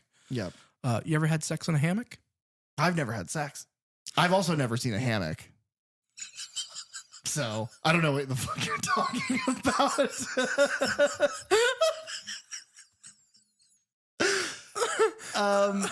Yes. Oh my God. Okay. Have you ever seen a shower? Because that's where Debbie goes next to take a shower. Is a shower? It's like a waterfall in your house. Oh shit! The pipes they burst. Okay, we're gonna do this. Yes. We're so close. We're at the finish line. Jason comes in. Andy, for whatever reason, has been shown in a couple scenes that he can walk on his hands. Yeah. Which apparently was like something that he had to know how to do in order to get the role. That's weird. I'm sorry. I thought it was looks. Oh, it's how he looked on his upside down. Yeah. Also, he's like the clown one. And I don't mean that in a negative way. I mean, like, he just seems like physically like a clown performer. Yeah. Earlier, it's a shitty 3D bullshit, but he does the yo-yo. And it's falling down into the camera. And it's like, oh, okay. He's like hand-eye coordination and he's just kind of physically talented. So yeah, he gets on his, like Lanky Kong from Donkey Kong Country. You know, I like the interaction. We're talking about characters and how they're underdeveloped and things. I really like the coupling of Debbie and Andy. Because it's like Andy is kind of a bit of a what is the term? Like a Brendan Fraser, oh my God, what term am I looking for here? Like a himbo. I've never heard that before. Like a male bimbo. Like a himbo. Gotcha. Okay. Yeah. And so like he has a bit of that because like Debbie is the like, I don't know. She just has these little quips that I really like. And little like, it's a bit like in Halloween whenever Bob and Linda are in bed and it's after and he's like, I'm going to go get a beer. And she's like, go get me a beer. and she's like kind of picking at him. It's that, but it's like it's a very similar kind of vibe that I get between Debbie and Andy, and I just really like her performance. She's pregnant. Yeah, for some reason that's told to us. But they kind of go back and forth. But yeah, she goes to the shower. Jason has come inside the cabin at some point, and he has a machete. We know that now. So he is like hockey mask, machete. He is Jason as we know him as a character now. Ready to go fuck Freddy Krueger in his asshole. Yeah, it's going to take him decades to get there. And Andy, she's like, he comes into the bathroom and we get a bit of you see the door kick open through the shower curtain. And so you think, oh, is Jason coming in here? And then it's like, no, it's Andy walking on his hands. And he's like, hey, do you want a beer? And she's like, yeah, go get me one, whatever. And so he goes and leaves and he's still crawling around on his hands. Jason ends up like, it's a kind of a cool shot where like you see the upper floor of the cabin and like beside there's like a chest of drawers or a dresser or something there. There's nobody. And then we cut away to the shower again. And then we come back and Jason is now standing beside it. Yeah. But it's in a way that like Andy wouldn't then see him until it's too late. Yeah. And it's a kind of a cramped space, especially because there is the hammock. And so that kind of obfuscates an area of what would normally be just kind of airspace in the room. Right. And I like that it is still kind of cabin-y. It still fits the aesthetic. It's like kind of dark in the room, like visually. But yeah, and then he's walking around with his feet up in the air. And then Jason fucking kills him horribly. Yeah. No, I love this kill. No, yeah, no, it's great. Brutal. It is. And it's like he slashes, between Andy's legs and he just crumples to the ground. Well, one thing I will say is that from the series already, like in Friday 2, Jason is shown to have lugged a fucking tree and he's already begun to smash through objects, and it's shown that he's like a titan, like he's unnaturally strong. So that a sharpened work tool, and he's upside down. So he's bringing it straight down with all of his strength. Yeah, he probably cut into like his ribs. Yeah. And it's like, yeah, but then that's also a good physical performance here because that's what you want. You want kind of more stunt people. And the performer who's playing this character he ate shit, just gone. And it's like, ugh. Again, it goes back to the beginning. It's like a silly person doing a silly thing, being silly, and then they aren't killed by being dragged to hell or being turned into a fly. No, Jason's got this big thing and he just kills him. And it is the immediacy, the brutality. But it's also like the realism of that. And it just takes you out of the silliness that you're looking at, which is another reason I like the parts of this movie that I like. Yeah. I'm not sold on, I get what they're doing, but this is kind of the start of a couple things in this where they're just like, let's just do what we did in that first movie again. Yeah. Where like Debbie gets out of the shower and she goes back in the room and she's calling around for Andy, and she picks up a Fangoria magazine. Yes. And she flips through, she lays down in the hammock and she's flipping through. And there is in that issue, she flips past an article about Tom Savini. So there's like a quick shot where you can see Tom in one of the pictures. Funny. Then the fakest looking fucking blood of all time. It looks like beet red acrylic paint drips from somewhere onto her face. And she has the most unbelievable, frustrating line delivery of, "Is this blood?" It's like, who are you saying that to? That is my biggest takeaway from this entire film. Is this blood? No, it is. Every character says things out loud like that in the dumbest voice ever to no one. Feels good. Chris says something earlier whenever she goes back out to the van to get something whenever they first get there. And she's like, wasn't this door closed just a moment ago? It's like, no one speaks like that. There is a chance that this is the 80th take because the Paramount camera tech is punching the camera to get the film reel in because the whole thing is made out of plutonium. And they're like, okay, we're going to roll it again. And they're like, this is the 40th take of this line. So then she goes, a moment ago to fuck with them. And she's like, they're going to have to shoot it again. And they're like, all right, we'll keep it print. She's like, fuck. That's going to be in theaters everywhere. Maybe it's that. I'm a dead man. But yes. And then she looks up to find Andy's corpse, and it's like in the rafters. And it's like, if this is the comparison to the first movie, they kind of do the same thing. Mm-hmm. And maybe it's better camera, better lighting, it just a future. And like, yeah, Tom Savini's not on this one, but it's a kind of easy model to follow. The body that is then shown, that is fucking gross. Mm-hmm. It is like the way it's folded and contorted, and you can see just like panels of red meat that are like, I don't know what that is. Yeah. I don't know what part of their body that is, but that is fucking, it's so good. Yeah. No, that corpse is amazing. It's this kill, I think, not her death, but his death. Mm-hmm. I think like the way that that's done, because again, we've made so many comparisons with Jason Voorhees and Michael Myers, but there's a reason for it. And Michael displays his bodies, but he displays them almost like mannequins. He makes like vignettes with them. Jason, in this moment, it doesn't seem like he's doing it to display him in a way that would elicit a nuanced emotional response along with the fear. It's not mockery. It's not an art piece. Mm-hmm. It is, I'm going to shove this up here so when you lay back down, you find it. So you know I'm here so that I can kill you while you're afraid. But I'm not doing it in an artful way. I'm not doing it in any kind of, I'm just fucking shoving it up there because it's like smashed into the fucking crevice. And that's really good, like character storytelling for a character that's otherwise impossible to explain.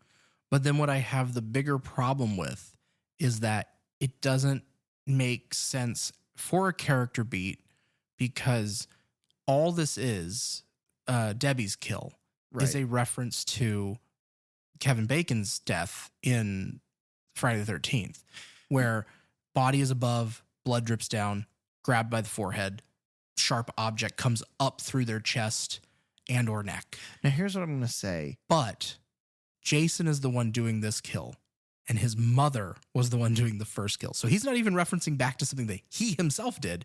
He's referencing back to something that he did not witness his mother do. Yeah. Unless he watched the first movie. Oh shit, you think? What is that down there? Is that the script?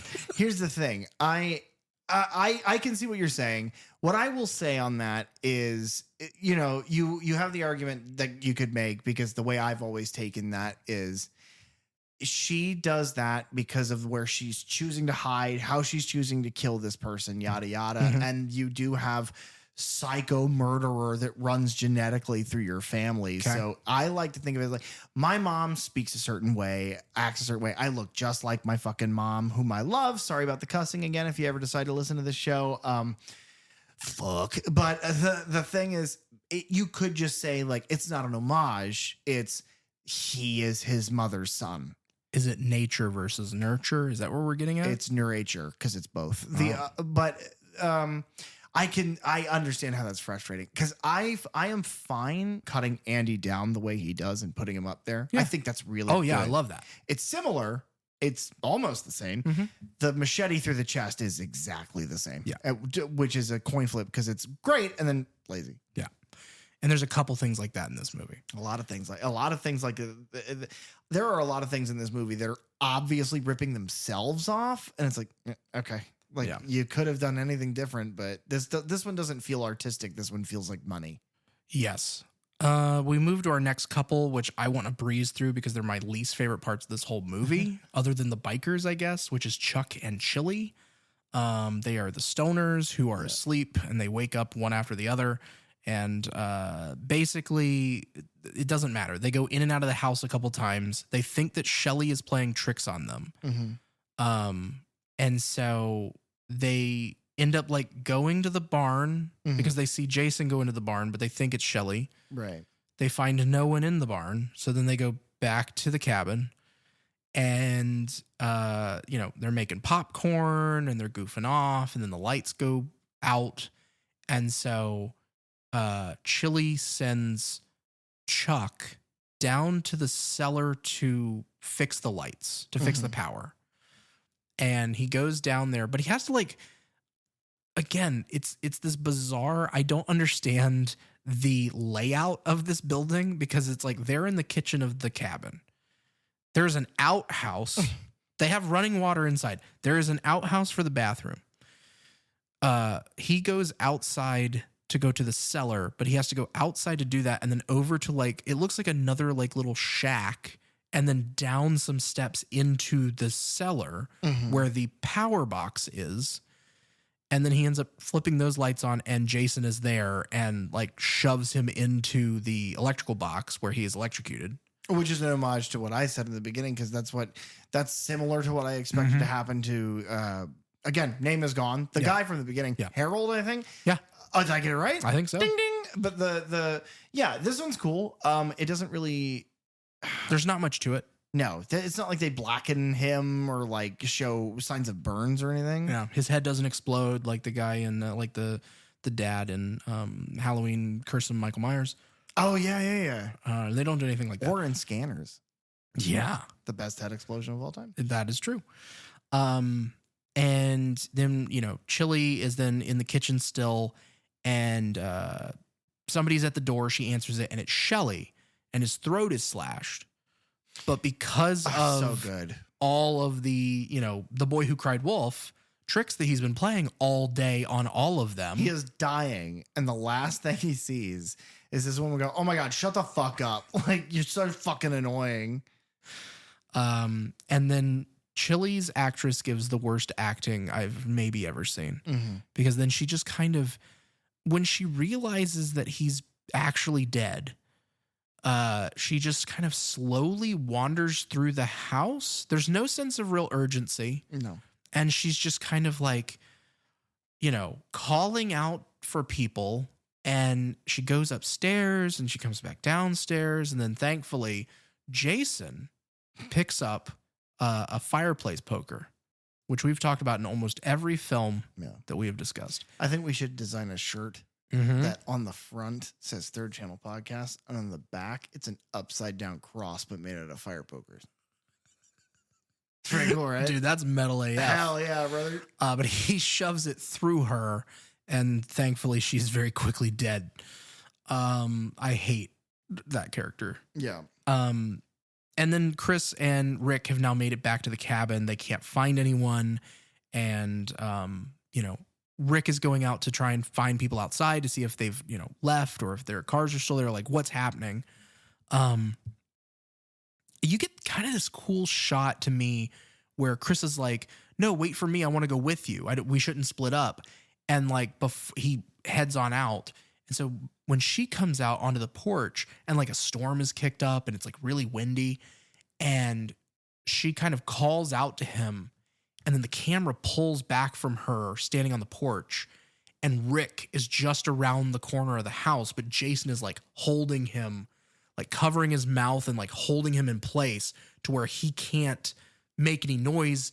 And so she sits there and waits for a second, and the wind is howling, and then she goes back inside. And thus it starts, by the way, of her the entire rest of this movie going, Rick,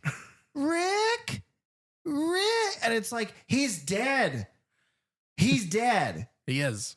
And his death is, we were talking about a cool thing that immediately turns not cool. Jason crushes his fucking head with his hands. That's cool, right? Yeah.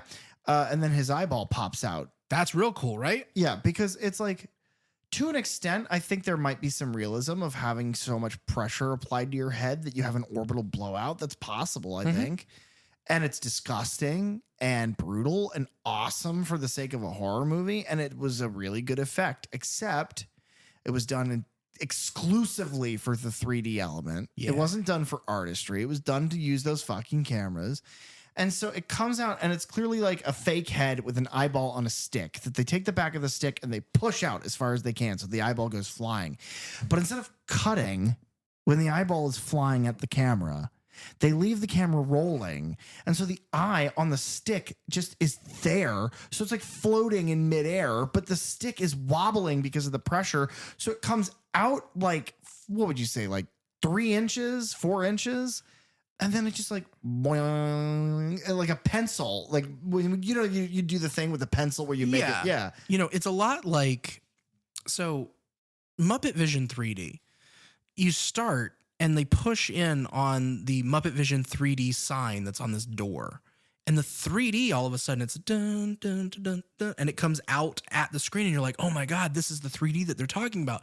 And then all of a sudden, it's kind of like wiggling around, and then you see the pole that the 3D is attached to, and then the door clicks open, and it's Gonzo, and he's on the other side of the door, and he's the one that's been poking the 3D out at you. And then Kermit comes along, and he's like, Gonzo, what are you doing, man? And he's like, oh, sorry, boss. And then Sorry, boss. they closed that ride. And I've been depressed for like 2 months about this, guys. Okay, well, let's take just a quick second to try to alleviate your depression. Number one, I want you to know that Gonzo's the best Muppet. Okay. Of all the Muppets. I know you're a Kermit guy. I am a Kermit But guy. Gonzo is better. He would win in a fight every time. He beats Jason in a fight too. He opens his jacket pocket, and from that, a bunch of chickens come out and they peck Jason alive. Now, the other thing that I'll say is unanimously, what's the best line from Muppet Vision 3D? Did you say any cheap 3D tricks? Oh, And then Fozzie comes out with like a he squirts you with the water, and he's got the the snakes in the can that jump out at you. And See, my favorite line of Muppet Vision 3D is, "We can't, you old fool. We're bolted to the seats."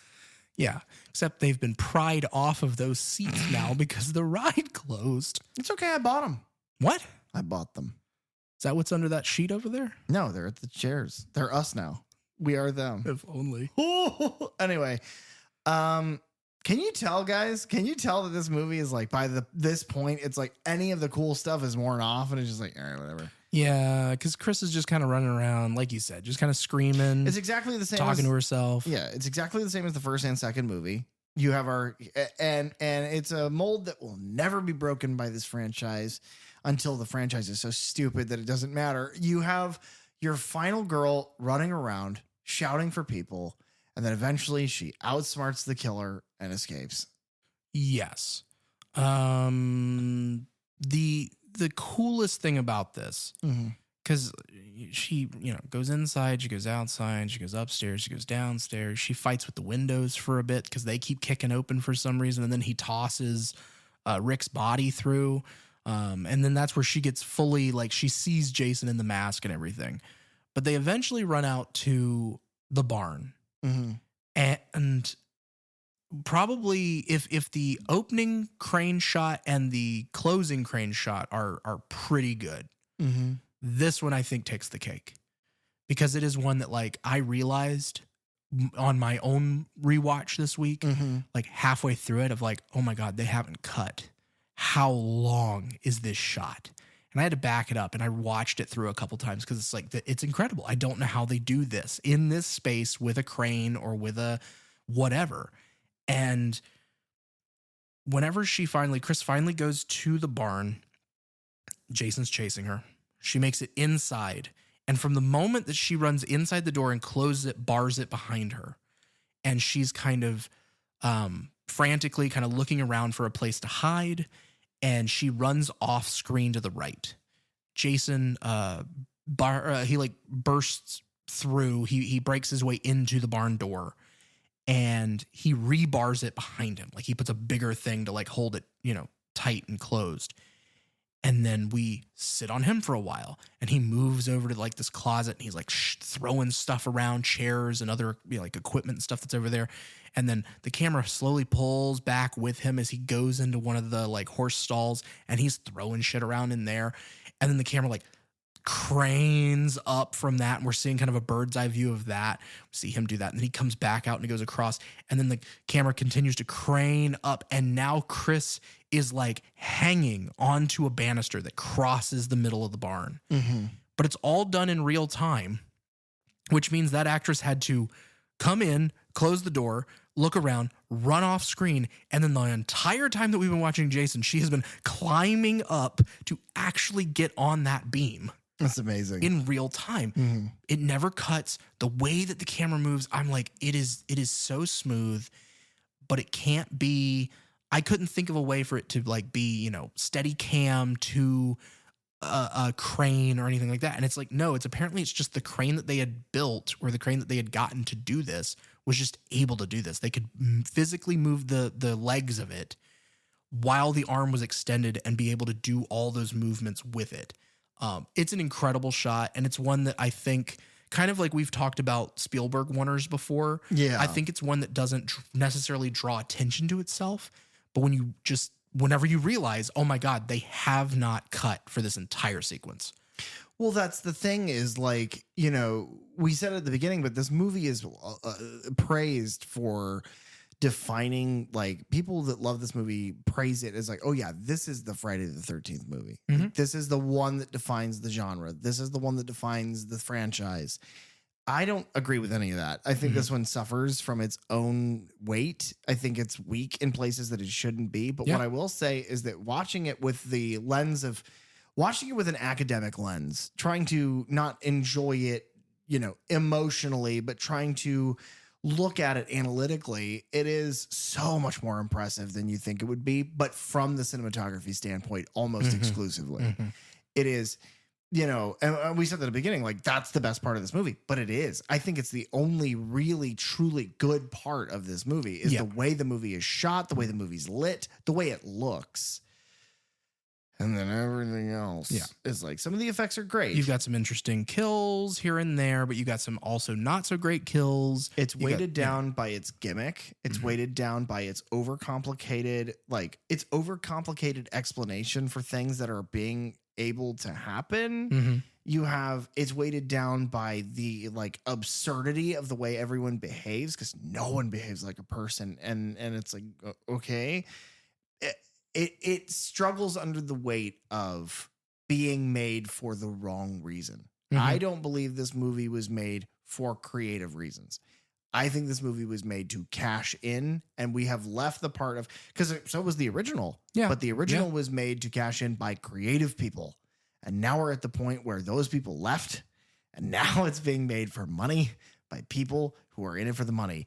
And they got lucky, and they got apparently the GOAT cinematographer for this entire franchise. Because I will be surprised if there is better cinematography in one of these. Yeah.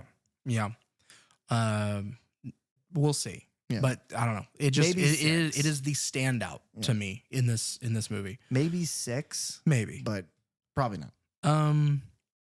The rest of this is like, you know, Jason eventually they end up in the hayloft because she drops down on him from the rafters.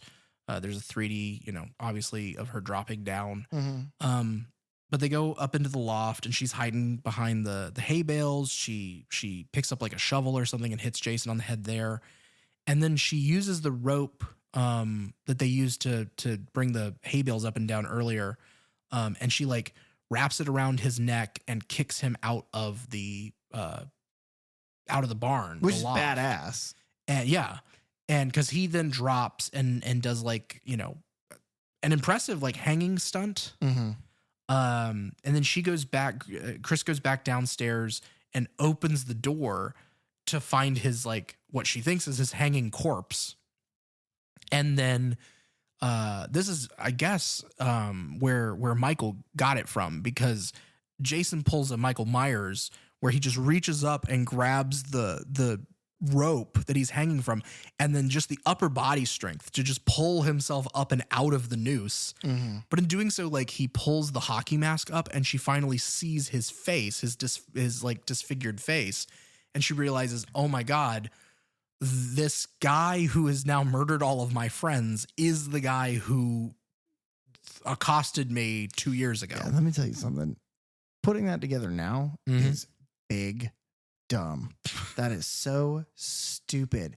You're telling me that a giant, insanely strong, disformed and disfigure-headed man Right. tried to rough you up and murder you years ago. And then a very similar person with a very similar misshapen head, Uh-huh. that's the distinct feature, shows up to kill you in the same place. But, oh, he's wearing a hockey mask. That's Clark Kent glasses. That's like, fuck off. How did you not know that? How did you not think that? You didn't make any connection there? The mask coming off should have been like, I fucking knew it. Yeah. Not, what? And it is that. It is the first time she has made this connection or put any of this together. The rest of it is just similar. He has freed himself and is chasing her again. Yeah. Picks up the machete. Yeah. And Ali, the biker, who we thought was dead, Yes. pops out of a closet and then immediately gets his hand cut off. It's a pretty good effect, though. Yeah. Like the stump of the arm. I think all of this is just to fit in a little bit more violence before the movie ends. And Chris ends up picking up an axe while Jason and Ali are scuffling, and she hits Jason in the head with it. Well, and it's specifically the side of his head with the deformity. Mm-hmm. She buries it in his head. It splits the mask and is like very bloody. And then it's like they make it to like the either the attic room or the room below of the house. It's like the second floor or the third floor. It's at the window. Yeah, no, that's in the well, because he just kind of drops at that point. Yeah. Like she's defeated him. Oh yeah, sorry, I skipped all this Yeah. to the point where he's gotten back up. Yeah. Yeah. Because then, much like, Alice at the end of 1, she goes out and gets in a canoe and floats out onto the pond. And then we, wake up the next day and it's dreamy music. And like there's all these fake jump scares of like a log bumps into the canoe and then it's just a log. And then like a duck flies by and it's just a duck. Which I made the joke. The duck lands in the pond and then Jason bursts out of the pond and grabs the duck. And he looks at it, he looks at her and he's like, fuck, I grabbed the wrong thing. But yeah, she looks up at the house and he is maskless looking at her from the window while she is on this canoe. Yeah. And it's kind of dream logic-y. Like he's moving way too fast. Yeah. And she's like, she bumps into another log and she can't move it. It's like her arms aren't strong Yeah, enough she's to like move it. really trying to like paddle away and there's Yeah. just logs and branches blocking her everywhere. Logs and ducks. And he like bursts out of the house, breaking the door in a very like in later It's funny because in the Friday movies. yeah, well, and it's also in these earlier movies with the mask, he's like a predator.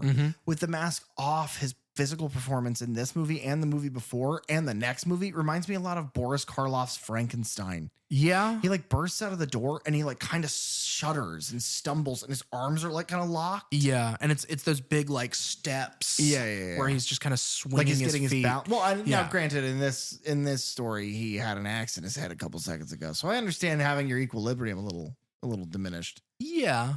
And then she turns around again and he has disappeared and the door is not busted open and destroyed. And she thinks for a second, maybe it was just a dream. Maybe I have escaped.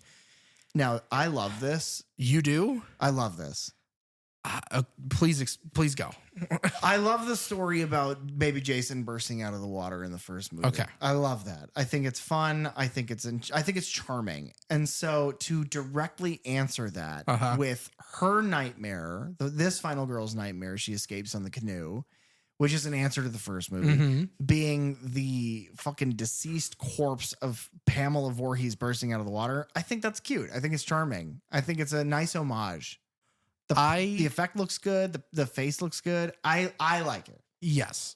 I think I liked it more before these rewatches. I think I've picked more at this movie these times because those little moments, those like homages for like no reason other than just like, remember how we did that in the first one? What if we did it again? But like, it doesn't make any sense to just do it that way. Yeah. So, because it doesn't make sense. It's the same problem I have with the earlier example where Jason is homaging something that his mother did that he did not witness. And so she is now having a vision of a corpse of a woman who she does not know in any way because of Jason. She doesn't know the connection there. She doesn't know that that's the mother. How are you not getting this? I'll explain it again really slowly. Okay. There's a death curse.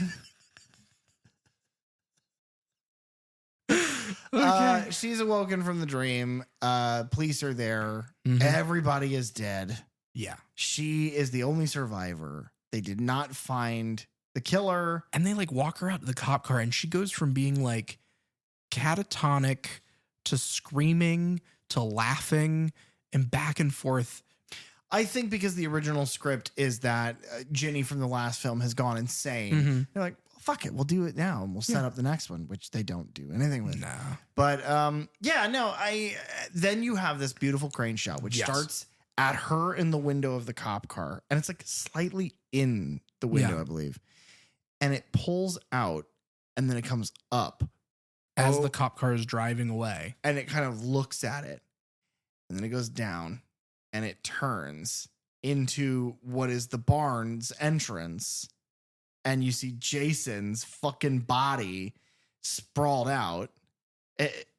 It's the movement of the physical crane, because it's not that it just like lifts and turns around. As a reminder, this movie had a very low budget.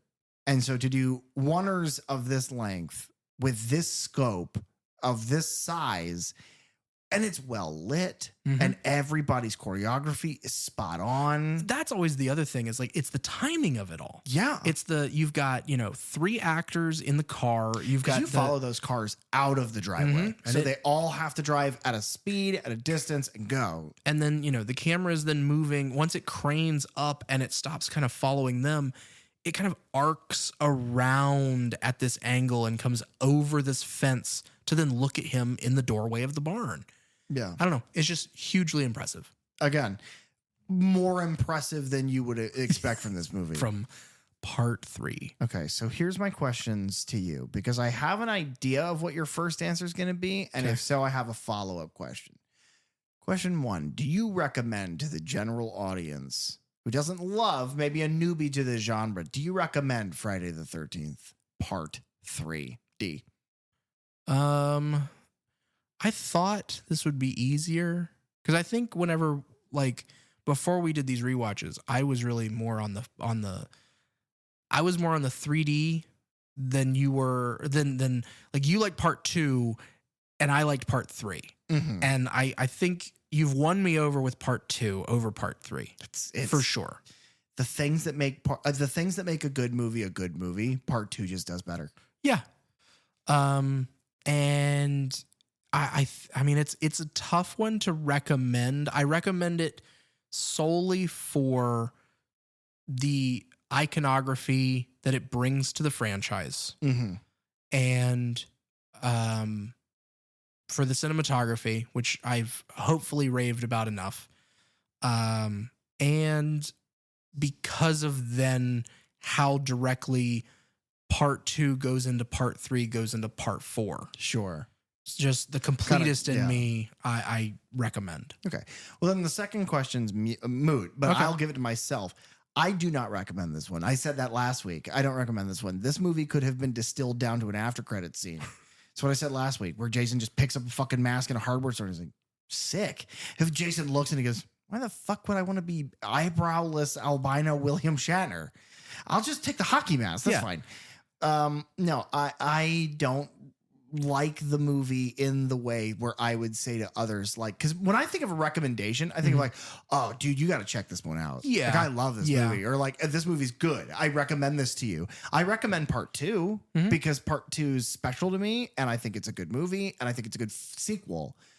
But what I will say, what my follow-up question to you is going to be is, if not, what scene would you recommend and go, I don't recommend the movie, but if you just watch this part of it, that would be very good. To me, I think the thing I would recommend watching is Jason shooting Vera with the harpoon gun. It is visually similar to the rest of the franchise in a very iconic way. It is a good effect and a good kill, even though it was fucking for 3D. It's still, for the time, it's pretty good. Yeah. But then, most importantly, it establishes him and the way he looks. Yeah. And it brings you into 4. Yeah, I would agree with that. I think that's a good scene to pull from. Honestly, yeah, that's probably the best one for those reasons. Yeah. Do you remember when we were doing Evil Dead and I would always say like, and this was the craziest we were ever seen until I'm not fucking doing that with these. Thanks for tuning into the Third Channel podcast. Please, if you have the time, rate, review, and subscribe on Apple Podcasts, Spotify, or any of your favorite podcast apps. You can follow us on social media at Third Channel Podcast, and you can find me online at thatdrosenberg. You can also reach out to us at thirdchannelpodcast@gmail.com, where we check every message we swear. Third Channel is hosted by PJ Minette And Derek Rosenberg. Theme song and audio engineering by Fly Guy Ty. the logo designed by Bell DeVelco. Episode artwork by Nathan Walkington. Keep it tuned right here to the Third Channel for all things horror. And remember, don't touch that dial.